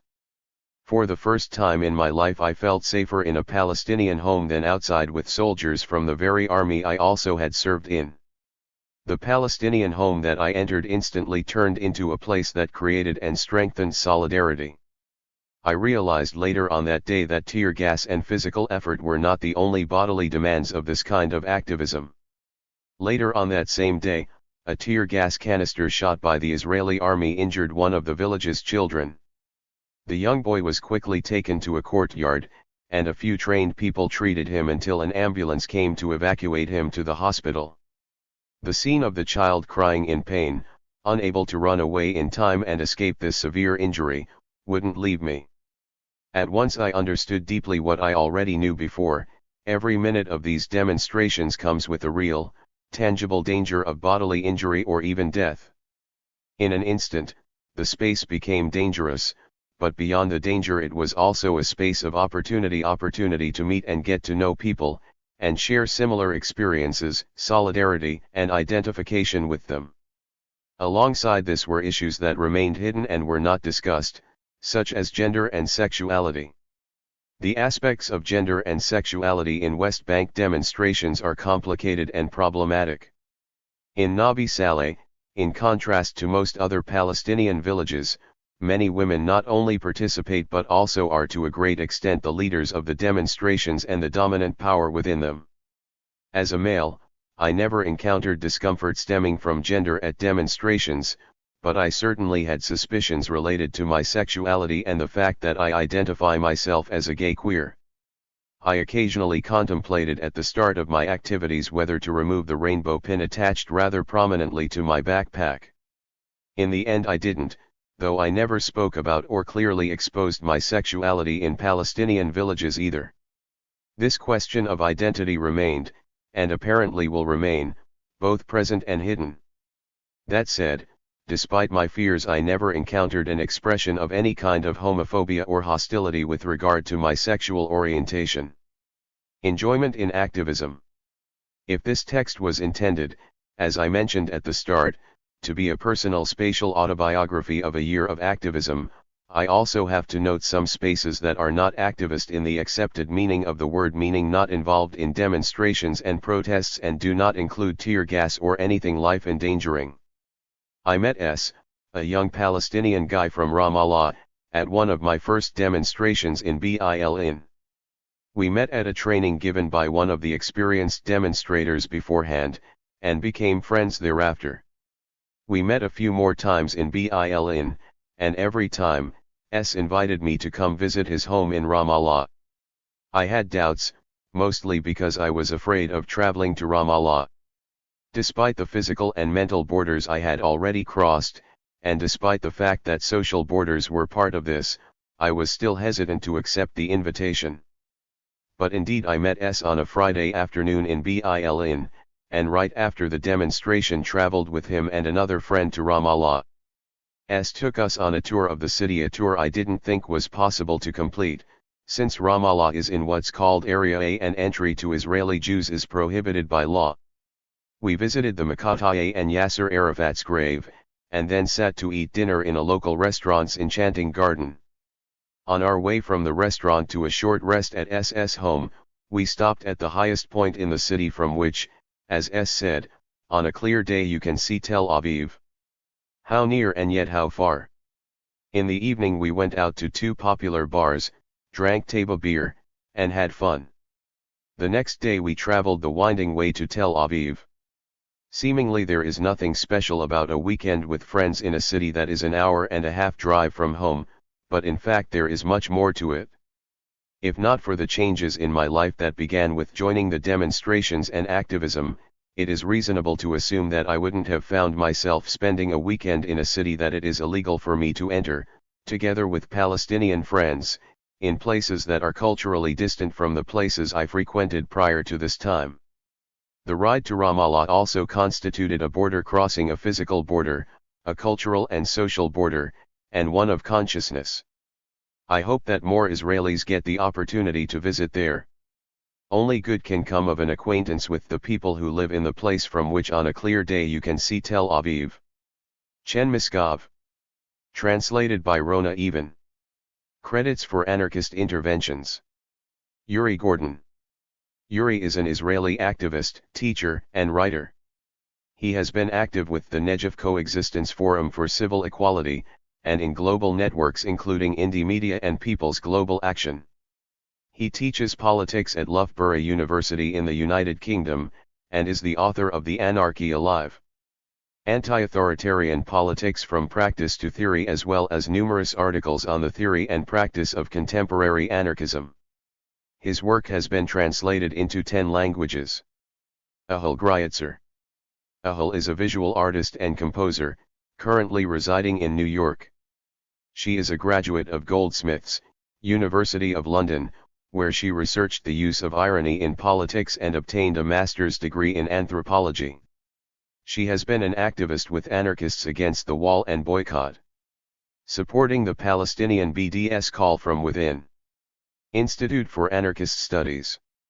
The IAS, a non-profit foundation established in 1996, aims to support the development of anarchism by creating spaces for independent, politically engaged scholarship that explores social domination and reconstructive visions of a free society. All IAS projects strive to encourage public intellectuals and collective self-reflection within revolutionary and/or movement contexts. To this end, the IAS awards grants twice a year to radical writers and translators worldwide, and has funded some 90 projects over the years by authors from numerous countries, including Argentina, Lebanon, Canada, Chile, Ireland, Nigeria, Germany, South Africa, and the United States. It also publishes the online and print journal Perspectives on Anarchist Theory, as well as the New Lexicon pamphlet series, organizes the Renewing the Anarchist Tradition Conference and Anarchist Theory Tracks, offers the mutual aid speakers list, and collaborates on this book series, among other projects. The IAS is part of a larger movement seeking to create a non-hierarchical society. It is internally democratic and works in solidarity with people around the globe who share its values. The IAS is completely supported by donations from anarchists and other anti-authoritarians like you and/or their projects, with any contributions exclusively funding grants and IAS operating expenses. For more information or to contribute to the work of the IAS, see http://www.anarchiststudies.org.